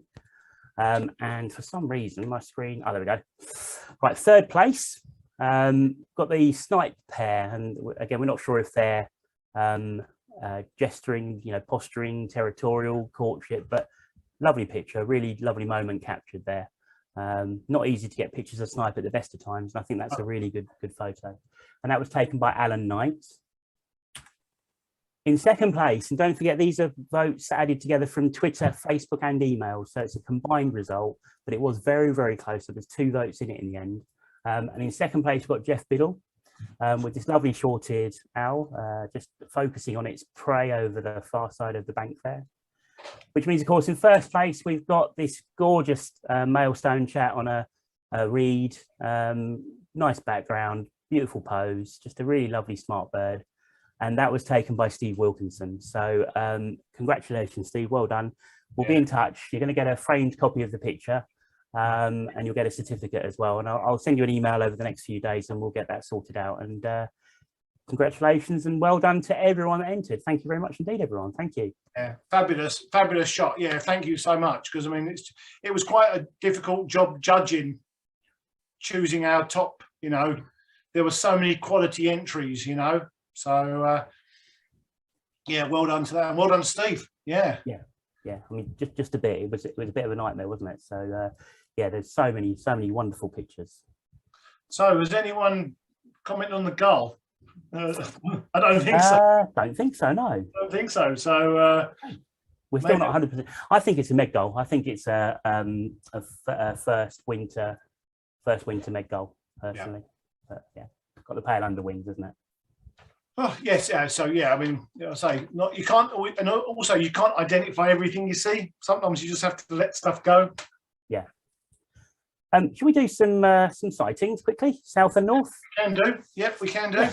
So, shall I start from the south? Yeah, just rattle through what's been seen locally. Through this rather quickly. Excuse me, I'm going to have to read this. Actually, no, maybe I can put it there. I mean, a bit of paper's got on, never mind. So, in the south of the county, at Rainham Marshes at the moment, we've still got spoonbill, still a couple of firecrest knocking around. There's 5 barnacle geese of unknown origin, I think we can say that. Water pipit and Caspian gulls still there, so that's another good place to learn your gulls. East Tilbury, the old dodgy white stork still hanging on. Then there's overwintering little stint there, and a couple of water pipits. That's on the new scrape. Southend's been quite busy. Wallasey Island's still got 3 spoonbills, hen harrier, 54 white-fronted geese, peregrine. The red-breasted goose from the last few months has been drops in there occasionally. And next door to Wallasey is Potton Island, 3 short-eared owls. Canvey, there's been guillemots, razorbills, kittiwakes, and both black-throated and great northern diver. And then in Thundersley, a place called Westwood, there's had up to 10 hawfinch. And then we've got South Fambridge, red-breasted goose, pale-bellied brent and 2 black brant been there. And this red-breasted goose commutes between South Fambridge, Blue House Farm and South Woodham. And at Blue House Farm, we've got a couple of water pipits. And then just moving slightly up, we've got lesser spotted woodpecker at Thorndon Park. Well, it's a busy month this week. And then in Danbury, we've still got 2 lesser spotted woodpeckers and up to 30 hawfinch in Blake's Wood. And then we finish up to the west with Fisher's Green at Lee Valley. They've still got a couple of smew and bittern. So that was quick, and we need to make up some time here, mate. I think we do. Yeah, I think we do. Right. Okay. So I'm going to cover the north of the county, and I've got a couple of quick photos while I'm doing it that people have sent in. So we have black brants at Mersey. We've got pink-footed geese picture here from Alan Thorpe, and one from Paul Everett, same bird. That's at Abberton, along with up to 31 white-fronted geese. These are the Russian white-fronted geese. We'd probably recommend they don't go back to Russia anytime soon, but that's a whole different story. This is a shot from Alan Thorpe, and then you've got a lovely picture here from John Ward of 2 of the white fronts with the pink foot as well. We've a Buick swan at Abberton Reservoir, up to 8 on various dates. There was a red-crested pochard drake at the beginning of the month. We've got the long-staying female long-tailed duck at Abberton. Again, another John Ward picture here of the female. There's been smew up to 5 through the month, including a drake. There's still a juvenile red-necked grebe at Abberton Reservoir, and there's been a couple of slavs earlier in the month, Slavonian grebe, along with up to 3 birds seen from Mersey, again Slavonian grebe. Holland Haven has had its purple sandpipers. There were 10 there on the 19th. We had 11 jack snipe at the hive this month, which is really a really good total. Abberton Reservoir yesterday, we had this wonderful bird, which is a very distant record shot from Daryl. Thanks for sending this in. It's Kittiwake, and Kittiwake's a really great record for Abberton, isn't it? You were saying earlier, you're not sure if you've seen one there, have you? I can't remember, to be fair. I mean, I probably have seen it, Kittiwake, but I can't. Must have been quite a few years ago. It's a good bird. It's blown in by the storms. And if people haven't had enough of even more gulls, we've got Caspian gulls at Abberton. There's been at least 3 birds, possibly more, we're not sure. This is, I think, a second cycle bird. The picture was taken by Simon Patient. This, it looks like the same bird, not 100% certain, but again, Daryl Rhymes sent this picture in a closer view. Lovely bird, look at that bill, look at that neck. It's just gorgeous, I love gulls. Then you've got a yellow-leg gull at Abberton. So darker mantle, yellow legs, looks a bit like a lesser blackback, but it's not the same colour, and we're not going to go into that now. We had Great Northern Divers. We've had off Mersey up to 4 and 1 at Ravness today. Paul Brayshaw, hi Paul, I know he's watching. He had a glossy ibis fly over Frinton on the 15th, which I don't think he was expecting. John Ward sent in this picture of hen harrier. There's been up to 2 males and at least 1 ringtail seen regularly from Mersey, Solcott, Fingering Hoe, Brightling Sea and Hanford Water. So maybe the same birds flying around that area of the Colne up and down, I don't know. But a lovely shot of a male here from John, thank you for that. Short-eared owls at the Naze, there was 2 at the Naze earlier in the month, up to 4 have been seen from Fingering Hoe and Langenhoe ranges. This is a shot of one of the Naze birds from Brian. And again, John, another Naze bird, beautiful shot. I love that. That should have been entered in the photo competition. Shame it came through too late, but what a lovely picture that is. And then you've got Merlin. There's been singles of Merlin at Mersey and Hanford Water. Marsh tit in Copperus Wood on a Stour, which is a really good bird for Essex. You don't often see the marsh tit in Essex, do you? Siberian chiffchaff still at Colne Point. I think Chris over there has still got that side flapping around.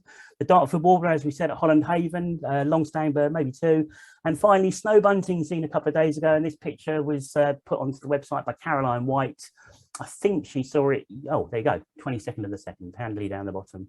I was going to say she saw it yesterday, and it's evident it's feeding by the car park, I think, and it's allowing nice close views. So there you go, whistle-stop tour of the north. There's loads of good birds around still. There are, yeah. I mean, before we did the roundup, we thought it's been a quiet month, but when you start analysing it all, there's actually still lots to see. Exactly. And of course, summer migrants coming soon, hopefully, fingers crossed. Definitely. Right, before we do Rainham, because we're going to do Rainham next, I think, there was a couple of pictures sent in just by people, and we always promise to show them. It's literally about 3 or 4 pictures, that's all. So Jan Lewis sent in 3 pictures of You're probably going to be able to guess if you were listening to what we were saying earlier on. But these are the ones that he showed me at Minsmere before we went to see the birds, and it is the glossy ibis again, or the sticky cormorant. Got it right that time. So yeah, three nice pictures from Jan. Thanks very much indeed. A bit better than the ones I took. Nice. I think you had some lovely views of the birds. So they were sent in by Jan. And then I think there's just one more little lot, if I can do it very quickly. I'm sure Steve's going to fill for me admirably, sing you a song or something. No, just John Ward. Obviously, I've already shown some of John's pictures, but he did send in another 3 or 4 pics really quickly. Can you see that one? Oh, common gull. Hey. Yeah, I was going to say, everyone watching now will know that's a common gull because the streaky head and the bandy bill and all the things that we said. Hawfinch, Blake's Wood. Nice. That's a really nice picture. I like that. That's a crack. Yellowhammer, and that was taken at Copt Hall, and look at that colour, beautiful. Oh, that's blowing. Must have been a sunny day, I reckon. And then you've got a lovely song thrush to finish with at Gosbecks. Great time for song thrushes. My local one singing every morning at the moment. Yeah, I think I had 4 singing at Ardley Reservoir this morning at various different locations. Well, the birds have started singing, haven't they? They've started to sing, which is beautiful. Yeah. Days are drawing out now. And then just very quickly, Neil Sumner asked about my Digiscope adapter. Oh yeah. This is it. So it's very simple. Phone goes in there somehow like that, just straight in. I'm not going to do it, but yeah, very easy to work. If I can work it, anyone can work it. Yeah. I think the idea that top round bit moves, doesn't it? Yeah, that sort of moves, and you line it up. Oh, moves my camera. Yeah. You line it up with your camera there. That's it. Stop. Like that, and then you can adjust it straight on your. Oh, just untightened it, but straight on your scope. Fits pretty much any scope. Bob's your uncle. Cool. So if I can do it, anyone can do it. Nice, so, easy. It should fit any phone as well, shouldn't it? And it got this from Viking Optical, $29.99, I think it was, and they're available to buy at Rainham Marshes as well if you're local. So that's a really good segue. Talking of Rainham Marshes, there you go. We've got a Rainham guide now. This is going to take probably about 15 minutes, and then we're done. I promise. So actually, we should be within the 2 hours. So we're going to be quicker than last month, I think. Yeah, just. There's always so much to talk about. That's the problem.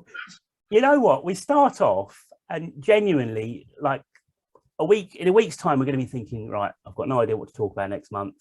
And then as it goes, we come up with ideas, and we do this, and we do that, and we do the other, and all of a sudden, we're trying to cram it all in.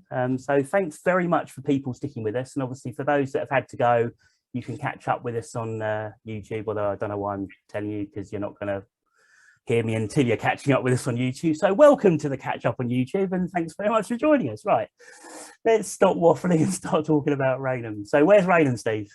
So Rainham's situated in the south of the county, or southwest of the county, just on the border of sort of London.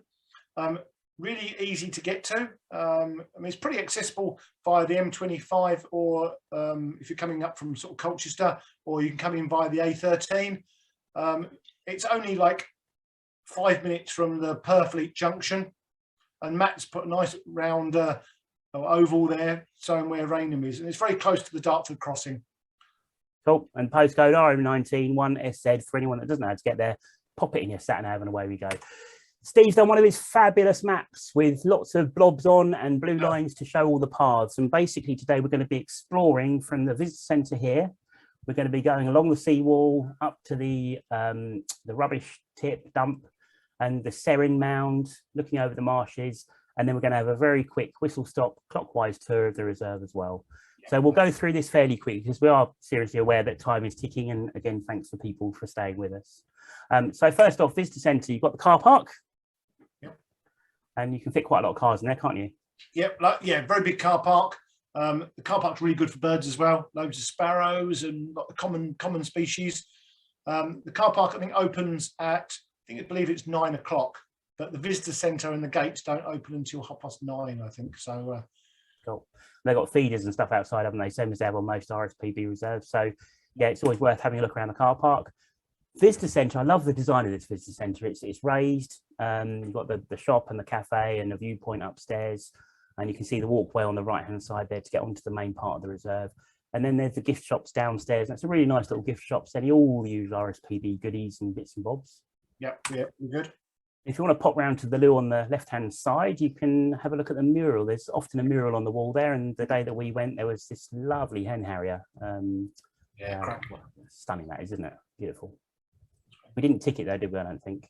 We didn't, but they've got the toilets. You know, it's a great reserve because there are toilets and stuff here. So yeah, you know. we'll be discovering more toilets later on.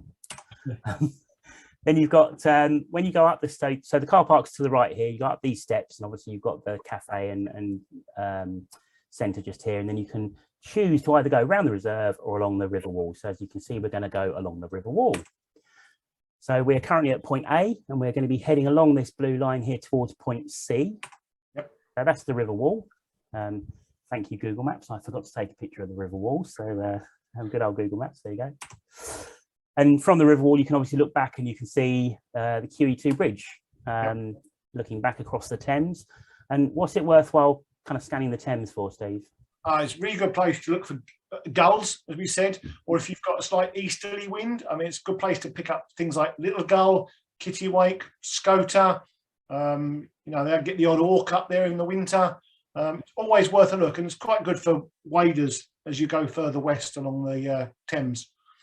You sometimes get gannets flap up with the river at all? Or? Yeah, occasionally, yeah, especially in the autumn. They sort of get up about as far as there and then decide they've gone a bit wrong. So turn around and head out of the estuary, up past Tilbury and out past Canby. But yeah, always worth a look. And then if you look at the other side of the sea wall, you're looking back over the reserve and over the main pools here, and you can just see the Purfleet hide on the left-hand side there. We'll see that in more detail in a second.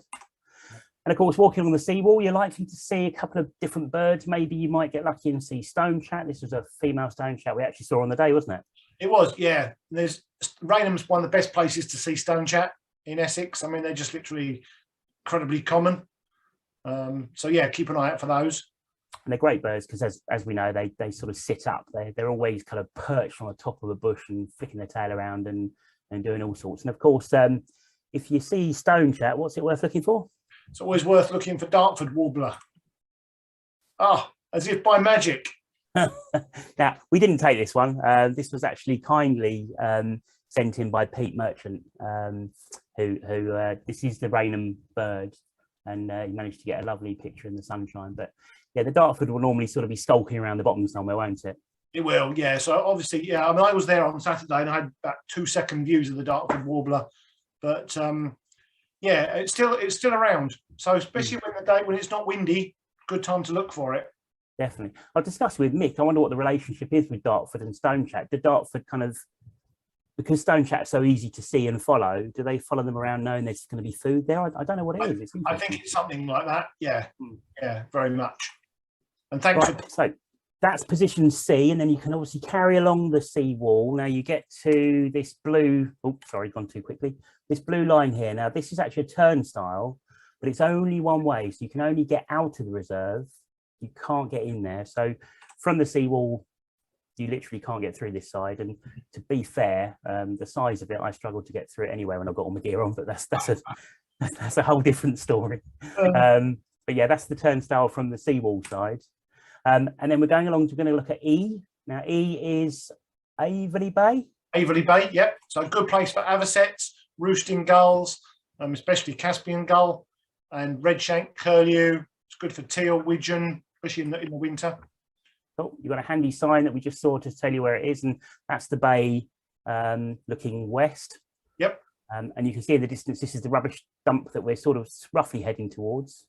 Yep. And then if you get the other side of the bay and look back, you can obviously see the bridge again in the distance. And as Steve said, you get lots of waders and bits and bobs on the mud flats here. We had, I can't remember, we had blackwits and teal and redshank and bits and bobs there, didn't we? It's good. And the foreshore is a really good place to see rock pipit and water pipit as well. So because there are sort of rocks and stuff along here. You can't really see them, but there are quite a few rocks and bits and bobs, aren't there? Yeah, it's a really good place to keep out for those two species. Rainham's one of the best places for them. And then we're heading towards F now. So you've got F and G. So F is a car park, and the car park, I can't remember that. Is it Cold Harbour Lane is the road. Lane. So basically, you go past the Purfleet junction heading west, and you come off at the next junction, and I think it's Ferry Lane, and then it goes into Cold Harbour Lane. And if you just follow it round, you come round the tip, or the old tip, and there's a nice car park just at the end of this path. So this is the tip. This is the car park coming up. In the car park, there's a handy sign so you can see where you are. So the reserve's here. We're kind of parked in here, or we walked to there, to be fair. And then this is the landfill tip here. Yep. And the landfill, we didn't go up onto the landfill, but you can see there's some people on the top. You can walk right up it, can't you? And it's a really good place to scan for gulls, isn't it? Really good. I mean, obviously it was a working tip at one stage. Now it's sort of slowly being sort of decommissioned. They're still working part of it, but it's a great place for skylark. And it just gives you amazing views down the Thames and up the Thames and across the marshes. Yeah, well worth a visit, but not when it's windy, because it's a bit smelly at the moment. And then looking back on the car park, if you do drive around to the Cold Harbour Lane car park, it is a decent size actually, and you can fit a few vehicles in there. So if you just want to have a quick look on from the Serrin Mound across the marshes and that part of the reserve, and then walk up to the tip, as Steve said, it's a good place to park. But we're now heading through this little gateway here and along the path, and we're heading up to point H, which is Serrin Mound. And so this was obviously named because there were some Serrins there quite a few years ago. I did kind of ask the question, you know, like, why is it called Serrin Mound? And obviously, as soon as I'd said the words, I thought it's pretty obvious, really. But yeah. So Serrin Mound is really just a lookout, isn't it? It is, yeah. Overlooks Wennington Marsh. So you've got this lovely area of grassland, and in the winter it floods. So really good place to see wildfowl, a few waders, corvids. Good place to catch up with raven as well on the reserve. There's often a pair of ravens knocking around. So this is a good place to do it. And you just see the view you get, because you're looking north. So if it's a sunny day, the sun's always behind you. So really good views from up there. You can just about see the target pools in the distance there that we're going to be going back to in a bit. Yep. So that's kind of the walk along the seawall, car park, landfill, Serrin Mound here, and then we were looking across the Averley Marsh, the Wennington Marshes as well, and right to the target pool. So we're going to head back to the centre now. And as you can see, the RSPB Centre does overlook the reserve, and it is raised, obviously, so you can get some really nice views from inside the centre, as you can see here. So if the weather's not great, or if you just fancy having a cup of tea and a sandwich at lunchtime and you want to carry on doing a bit of birding, it's well worth keeping your binoculars on the table to hand, because I mean we had a peregrine fly across here, didn't we? We did. It was really good. And of course, if you visit Rainham, they're really good at keeping you up to date with what species are seen. And Howard Vaughan can often be found, well, mostly found there. What he doesn't know about Rainham isn't worth knowing. So yeah, if Howard's on, he'll put you straight to what birds are around and where they are. And to be fair, I've just looked at the chat while you were talking. Jenny Shalom has said you can get in the seawall gate if you happen to bump into Howard. So he obviously knows a secret way through that turnstile as well. So there you Probably knows the code. Well, he obviously knows the code. So yeah. Okay. But I mean, that's a great view. It really is a nice view. And obviously in there, you've got a cafe behind us. Didn't take any pictures of that because there was a few people around, so I wasn't too sure about doing that. But it's a nice cafe. Yep. They do a really nice vegan vegetarian pasty. Actually, I'm not a vegan myself, but I've tried it and it's beautiful, really nice. And you've got optics. So if you want to buy a scope or a phone adapter, which is probably in here somewhere, is that? That's it. Yeah, that's it there. Yeah. There you go. Yeah. So Steve Grimway's phone adapter, as sponsored by Steve, just available there. All the scopes and binoculars and bits and pieces, and obviously it's a really good viewpoint to have a play with things as well. So if you're thinking of trying something out, I think they've got Swarovski, Zeiss, they've got their own RSPB stuff there as well. So some really good stuff there. Great choice of optics. Then you go out of the reserve. Now I don't know how well it's going to work. This is kind of panoramic shot really, but as you walk out of the reserve, you're looking onto the main point, and you've got Purfleet Hide just to the left here. And what are these pools called, Steve? Are they called? Yes, Purfleet Scrape, I think that's called. Okay, cool. I believe. I mean, I might be wrong. And you can see it's a nice view. This is literally just stepping outside the main visitor centre. You've got the sign on the right here down the path, which you can see, and that sign tells you where you are. advises you of a few things to look out for, Perfect. and points out the main areas of the reserve as well. Yep. Yep. And I mean, the reserve it's a military background, isn't it? It used to be a firing range. It used to be a firing range, yeah, but now it's just home to, like, it's such an important site. I mean, it's home just to lots of breeding species, wintering species, and literally a stone's throw from London. So it's, you know, it's rich in wildlife. I mean, really, really. Absolutely. Well, Tina wants to spend a day at Lakeside coming up soon, so I was half hoping that I could maybe drop her off there and go to Rainham Marshes. I don't know. But... Yeah, we'll take her along and promise her a piece of nice cake. Yeah. So yes, now we're going to go just this circular walk here, clockwise walk around the reserve. So we're heading to point B here now, which is the Purfleet hide. So you can see the hide on the left here, overlooking those pools. And there's boardwalk. So there's boardwalk around quite a lot of this circuit. So if the weather is a bit poor, obviously you can't, sometimes boardwalk can be a bit slippy, of course, but I'd sooner walk on boardwalk than thick mud. It's much easier and safer. So walking around the boardwalk, you've got the Purfleet hide here, and this is a nice hide, isn't it? Great hide, and again, faces north, so when it's sunny, the sun's behind you. Great views of the Purfleet scrape, lots of wildfowl, snipe. It's good for waders, especially at height when there's a big high tide. A lot of the waders roost on here.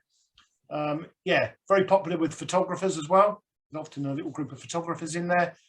And yeah, stone chat. What else? Yeah, the reed beds nearby have bearded titting. So well worth a visit on your trip there. Yeah, and if you've got bins, or better still, even a scope, as Steve said, you know, you've got some really nice habitat here, and you can see this all from that one hide, and it's just, yeah, stunning views. We were lucky the day that we went; the weather was good, wasn't it? It was good, yeah. But nice, even in poor weather, you can sit in the hide, you're completely protected from the elements, and you can watch to your heart's content. And we picked up a lovely shoveler close in, wasn't it? Male shoveler. Yeah, cracking views. Look at that. That's cracker. And yeah, his little eye there, he's like, "Are you taking my picture?" And we just had a message from Ben Rumsby, because Ben volunteers there every Saturday morning. He's been He's been doing that for the last year. In fact, I bumped into him last Saturday there. And it's his local patch, and apparently he averages about 70 species every time he visits. So, you know, that tells you everything you need to know, really. It's a great place for birding. Brilliant, absolutely brilliant. And obviously at the moment, wintertime, you've got these stunning male pintail there. They were flying around and in the water, and there's females there as well. And yeah, you just some beautiful views of these absolutely fantastic birds. Right, we're going to head along the path here now. We're going to head towards D. I've got a camera in front of my screen. Sorry, that's why I'm peering around it. So D is the Marshland Discovery Zone. Now, this is more towards younger people, I think, isn't it? Yeah, it's more of an education sort of area. But again, you know, it's got a little sort of hide there that overlooks sort of reed bed pools. So something's good for kingfisher in the spring and summer. And again, bearded tit and things like that. So although it looks, you know, aimed at children and stuff, it's well worth putting your head in and having a look and seeing what's there. And great interpretation display there as well. Brilliant. I mean, if you know, if you're looking to maybe have a family day out, or bring a younger friend or relative with you to do a bit of birding, this would be a really good hide to stop at, because there's lots of interesting information on these boards. Plus, as Steve said, if the hide's actually on the left here. I didn't take a picture from inside the hide looking across, apologies, but you can see the hide's just to the left of the photo there. So you can imagine the view from the hide is over the pools here. It's a really good view. Absolutely. I'm going to continue around. So we're heading around towards J&K. Now, as you go through, you're going past the turnstile. This time we could get out. Yep. Didn't obviously, but you can do if you want to escape. I think Steve was tempted, because by this time he'd been with me like about 4 or 5 hours. And if you remember last month how grumpy he looked on my little panoramic video, you're starting to look that way again. And he was heading towards a turnstile, but I persuaded him to carry on. And he then tried to climb up here and jump off, but I persuaded him not to do that. But this is a little viewing platform area. I'm not sure you meant to climb up it, but I did anyway, didn't I? And yeah, it's nice. To be fair, it's not very high off the ground. It's nice seat. It gives you quite a good view over the marsh, you know. Yeah, I mean, this is I kind of stood on the top of it and just took a picture, and you can see you're elevated from up there. So if you take your bins up there and sit down and and a cup of coffee or a cup of tea, and just have a quick scan, and you never know what you might find. Then more boardwalk, reed beds along here. So bearded tit, we didn't hear any on the day, but I've heard bearded tit here before pinging away, and you can sometimes see them flitting around as well. This channel here, kingfisher, do you reckon? Have you had kingfisher along here? I haven't, but it's always good. It's quite a good place for water vole. Yeah. So it's not just birds Rainham's good for, it's good for mammals as well and other invertebrates. But yeah, water vole, little grebe, and again, like you say, bearded tit. But yeah, no reason why you wouldn't get kingfisher on there. And I would imagine you might get water rail squealing away. Chetty's warblers you probably have in here. Yep, absolutely. They're very common there. Yeah. And then this is now this is some of the old sort of firing range, isn't it? So the targets, I think that's so that you can see there's a nest box under number 8 though, which is quite good. Yeah, now box underneath there. I don't think you can get round to this section, or if you can, we didn't do it, but I don't think there's any access to that little bit, but the path heads back sort of north from this corner. And to be fair, I mean, if you're going to get any raptors, maybe, or corvids, these are the kind of places it might be worth having a quick scan, because they might be perched on top there, you never know. Absolutely. And then this is again part of the military firing range. I think this was a shelter that they used to sort of shelter under while they were firing, so they could check the targets and not get hit themselves. Yeah, they used to put like paper targets on a pulley winch system, and then move them along, and the gunners would all the infantry people would shoot at them. So, and there's quite a nice thick metal there. So, in fact, there you go. You've got a sign about it. Yeah, it tells you all about it. So there's a bit of history going around as well. It's definitely interesting. And then we said we were going to look at more toilets. So this is kind of on the far end of the reserve from the visitor centre. So it's almost exactly halfway around, and it is handy because if you need to stop for a quick comfort break, then there is actually facilities there for you. So that's good. And I'm presuming in the summertime, this is like an outdoor area for maybe having a picnic or something, Steve? Yeah, you can take your picnic round with you. And they also use that area for pond dipping, and it's a good education area as well. And again, they've done it as a sort of mural there showing the sort of military history of the reserve. So we were just here, and now we're heading to J and K. So J is the target pools. So obviously it's near the targets and the shooting ranges, and this is where we were looking back from the Serium Mound towards, but obviously from this viewpoint you can get a much better view of the pools, and again good for waders, isn't it? Yeah, really good for waders. We saw spoonbill on there, that's where the spoonbill is at the moment, but it's a great place for roosting gulls. They have a drop in here and have a wash and a brush up. Water pipit, rough. This is during the winter. Oh yeah, I mean, lots of lapwings, marsh harriers. Yep. There's good numbers of marsh harriers on the reserve at the moment, and they can often be found flying over the reed bed. We had a small flock of, I think marsh harrier put a small flock of snipe up, didn't it? That's right. Snipe or so. Yep. So nice. Yeah. And you literally you've got the A13 off to your right there, and the railway line that's got Eurostar and stuff. So it's busy. So quite a busy reserve like going on around it, and you've got planes coming into Heathrow and London City, but the wildlife just gets on with it, and you know you're in an urban location really. And if you've got a scope, scan the pylons. There's loads and loads of pylons. So raven, peregrine, buzzards, all sorts of things you're going to get on the pylons if you're lucky. Yep, absolutely, mate. Yeah. And again, just a quick panoramic view, so you can see you've got reed beds as well to the left. And this area it's just a really nice area to sort of stop and just spend a few minutes scanning that view and seeing what you can find. Excellent. So this hide. So this is the shooting butts hide. So sort of quite grand, quite a big hide, very spacious. It faces both west and faces east. So depending on times of the day, you just get a different outlook. It's got nice big windows, and they both, you can see this one overlooks the Averley pools looking east, and then the target pools facing west. And it's quite sympathetically done. It's got the targets on top to mirror the original targets. But great place to see water pipit, snipe. I saw water pipit here last weekend. Really good for snipe, lapwings, and all your wildfowl as well. So yeah, well worth spending an hour or so in the hide. Also a good place to shelter from if it rains. Yeah, definitely. It's like a halfway point, really. So if you're going around and you've got a packed lunch with you, it'd be a good place to stop and have your cup of coffee and sandwich, and you can still scan these wonderful pools and scrapes and see what you can find. Absolutely, yeah. So that's K, and now we're moving around to L. So we go around, there's some more boardwalk, and again, you can see how close you are to these pylons and the road and the railway. So everything's really close by, but as Steve said, you've got, you know, concrete and industrial jungle this side, and within just a few meters you've got nature. So it's really wonderful to be able to be so close to nature, and it's all around us, isn't it? It's just wonderful. Love it. Absolutely, yeah. Great place for water rail, bearded tit, Chetty's warbler, chiffchaff in the winter. Obviously look after wintering chiffchaffs in this area. Waterfowl, yeah. I mean, it's just, you know, it's a great place. If you're lucky or unlucky, depending on your perspective, you might get ringneck parakeet flying around.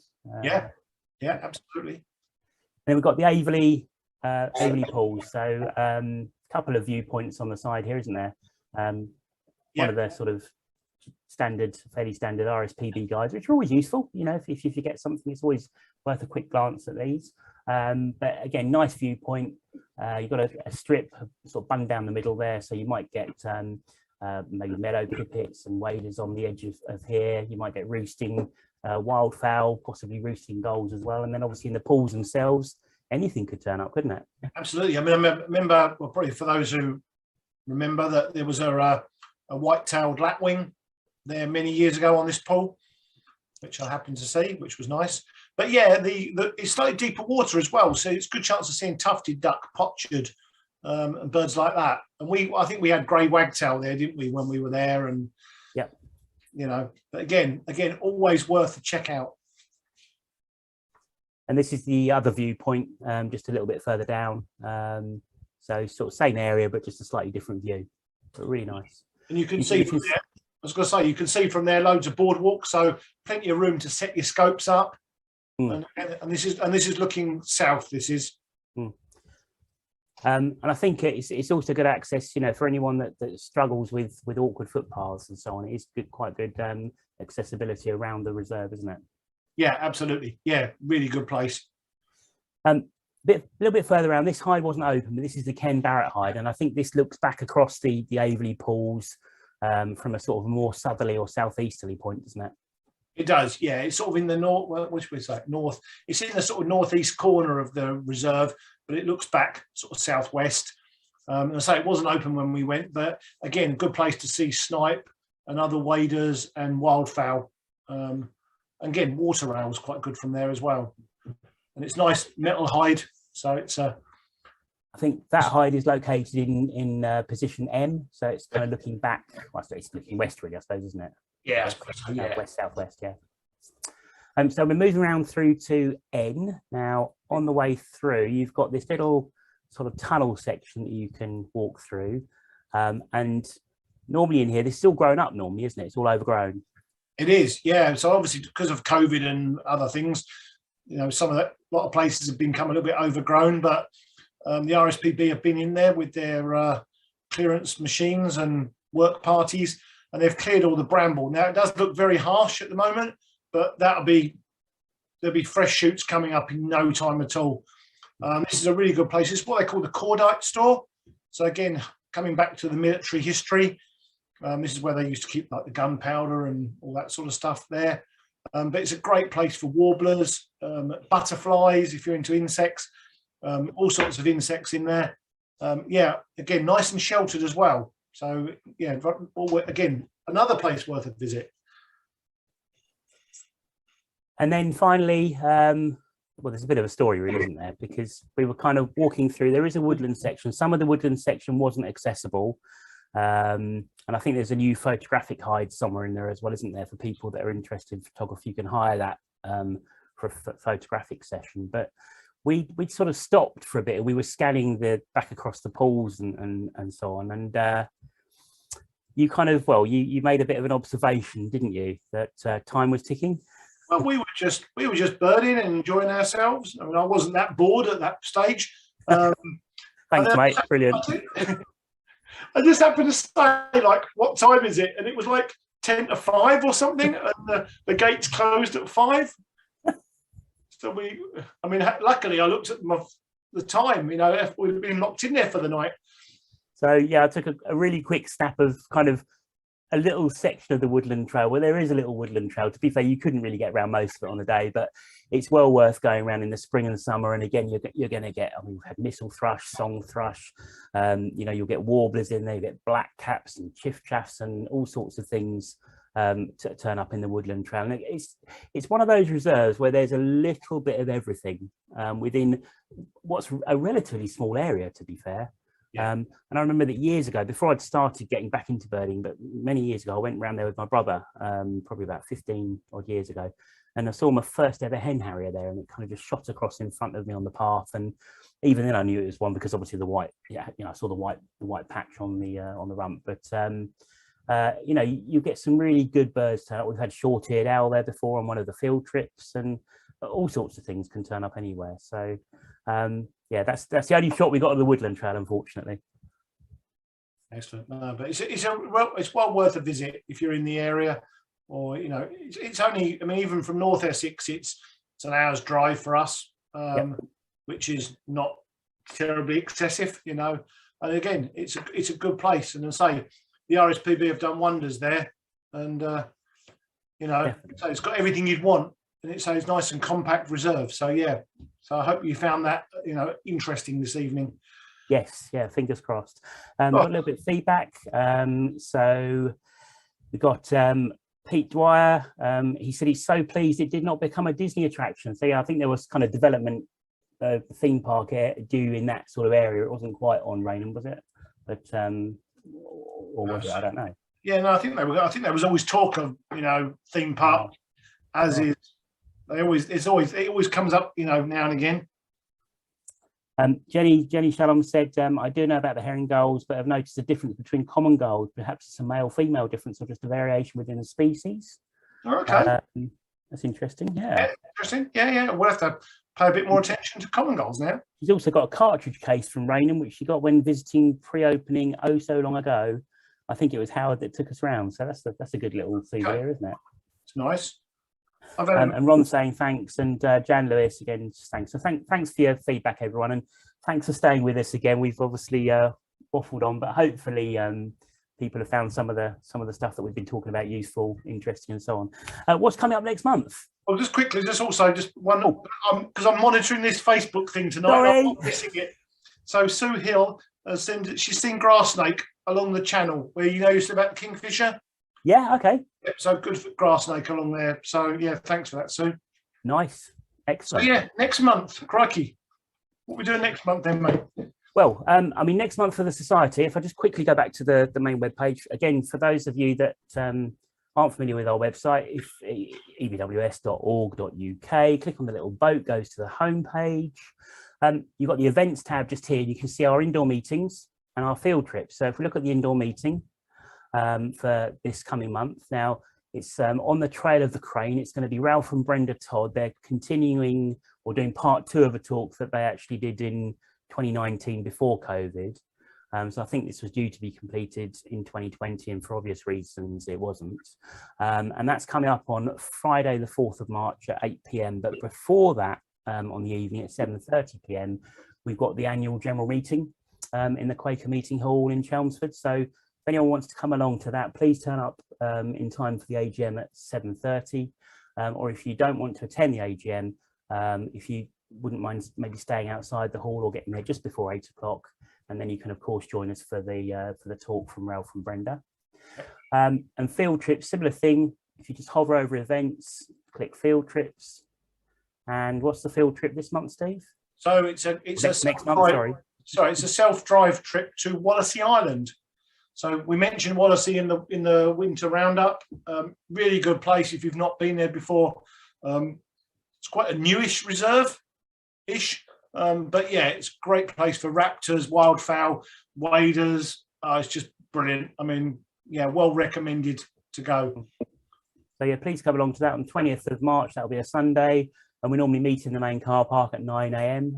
If anything changes on that, which I'm sure it won't, but if it does, keep an eye on the website and social media, and we'll keep you updated with everything. And you can see coming up later in the year, in May, we're all off to Carlton Marshes on our first coach trip, hopefully, which will be really good. Looking forward to that. And then we've got Lake and Heath in June. So there's some really good trips to look out for.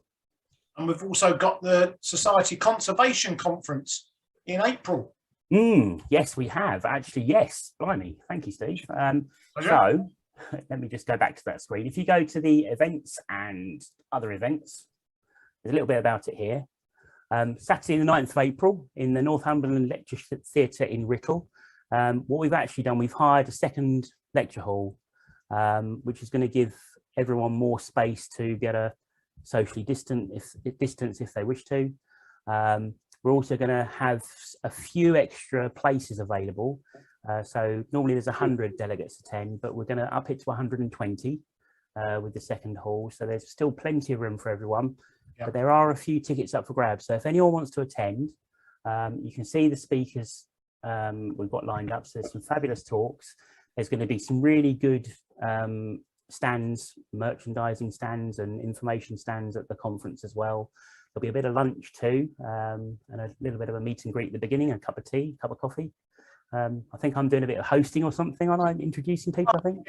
You're hosting the day. You're the host, host with the most. I've never even been to a conference before, so I'm being thrown in at the deep end, but that's fine. Okay, you'll be fine. I'm sure we'll get through it. So yeah, it's going to be a really good day, Saturday the 9th of April. If you are interested in coming, please contact me at the info, you can just see it down the bottom here, info.ebws@gmail.com. So that's info.ebws@gmail.com. The tickets are £20 per person, including lunch. There's plenty of parking at the venue, and it's going to be a really great day. So that's one to put in your diary, Saturday the 9th of April. And to be fair, we've got an amazing raffle. Oh, the raffle prizes is well worth coming along, you know. And don't tell anyone about. Yeah, sorry. Okay, I'm sorry. I was going to buy all the tickets, so I get all the prizes. There's what's the trip to the what's the hotel called? It's the Grant Arms in Grantown-on-Spey. Yeah, I think there's like a 3-night stay. I think. Yeah, 3-night stay for two, full board. There's a pair of Swarovski pocket binoculars. It's well worth it. There's even a bespoke guided trip by me. I'll take you out birding. So there's a reason not to come, isn't it? So, brilliant. But just don't ask about male and female gulls, because I'm just. Oh, fantastic! No, it's going to be good. So I think that's about it, really. I'm exhausted. I think that's we've gone on for forever. Any more messages? So yeah, just people saying thank you. Anything on Facebook? Let me just check. No, I think I'm going to just double check. I think we're good. So next month we're probably, because you've got a lot of work coming up, haven't you, Steve? Yeah, I'm starting to get busy. Oh, we have got one message from Sue Hill. She said, "Thanks a lot from here in Dorset." Oh wow! So she's a member of the Birdwatching Society, but lives in North Dorset. So excellent. Thanks so much for watching, Sue. That's really kind of you. That's brilliant. Thank you. Appreciate everyone watching. Yeah. So next month, Steve, you're out and about and away and traveling and goodness knows what. So yeah, we're probably going to pre-record next month's show, and it will go out on the 25th. So you'll be able to watch it from the 25th on the YouTube channel. Obviously, if we pre-record, we'll still do the sightings. I'll try and catch up and pop them in nearer the date. And I'm sure we'll have a few bits and bobs to talk about. There won't be the live chat feedback, apologies, but it will still be a good show, hopefully. And fingers crossed you'll be able to tune in and watch it. But I think for the moment, unless we've got anything we've missed. Oh, I think we're all good. And I say I think it's just March is the one that's a bit dodgy, certainly for me. Yeah. But we'll be back in other months though, live. Yeah. So, but no, I think we've got I think we're up to date. I think, Matt. Oh, yeah. Sarah Hanson-Webb saying she's looking forward to a visit to Rainham. So, it's definitely worth going. Yeah, please go round and see if you can see some things that we missed. Yeah, I'll say, yeah. Did you do Ron and Jan? You did that probably, didn't you? Yeah. So look, yeah, Jan said, great show and informative and humorous as ever. Well, Oh, good. about that. Okay. What can you say? I might be funny to look at, but that's about it, really. No, we appreciate everyone's feedback tonight, and sorry that it's gone over. It's only 2.25 hours.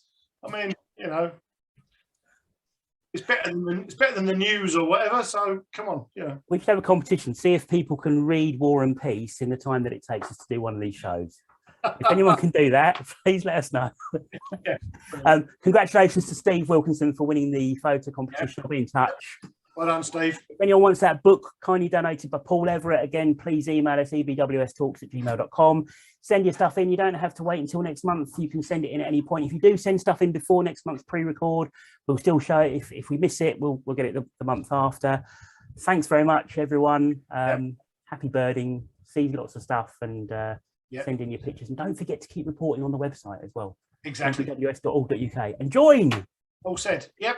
Do it. Yep. Do it now. Good night, Thanks, everybody. guys. Right, take care. Bye. Bye. Later.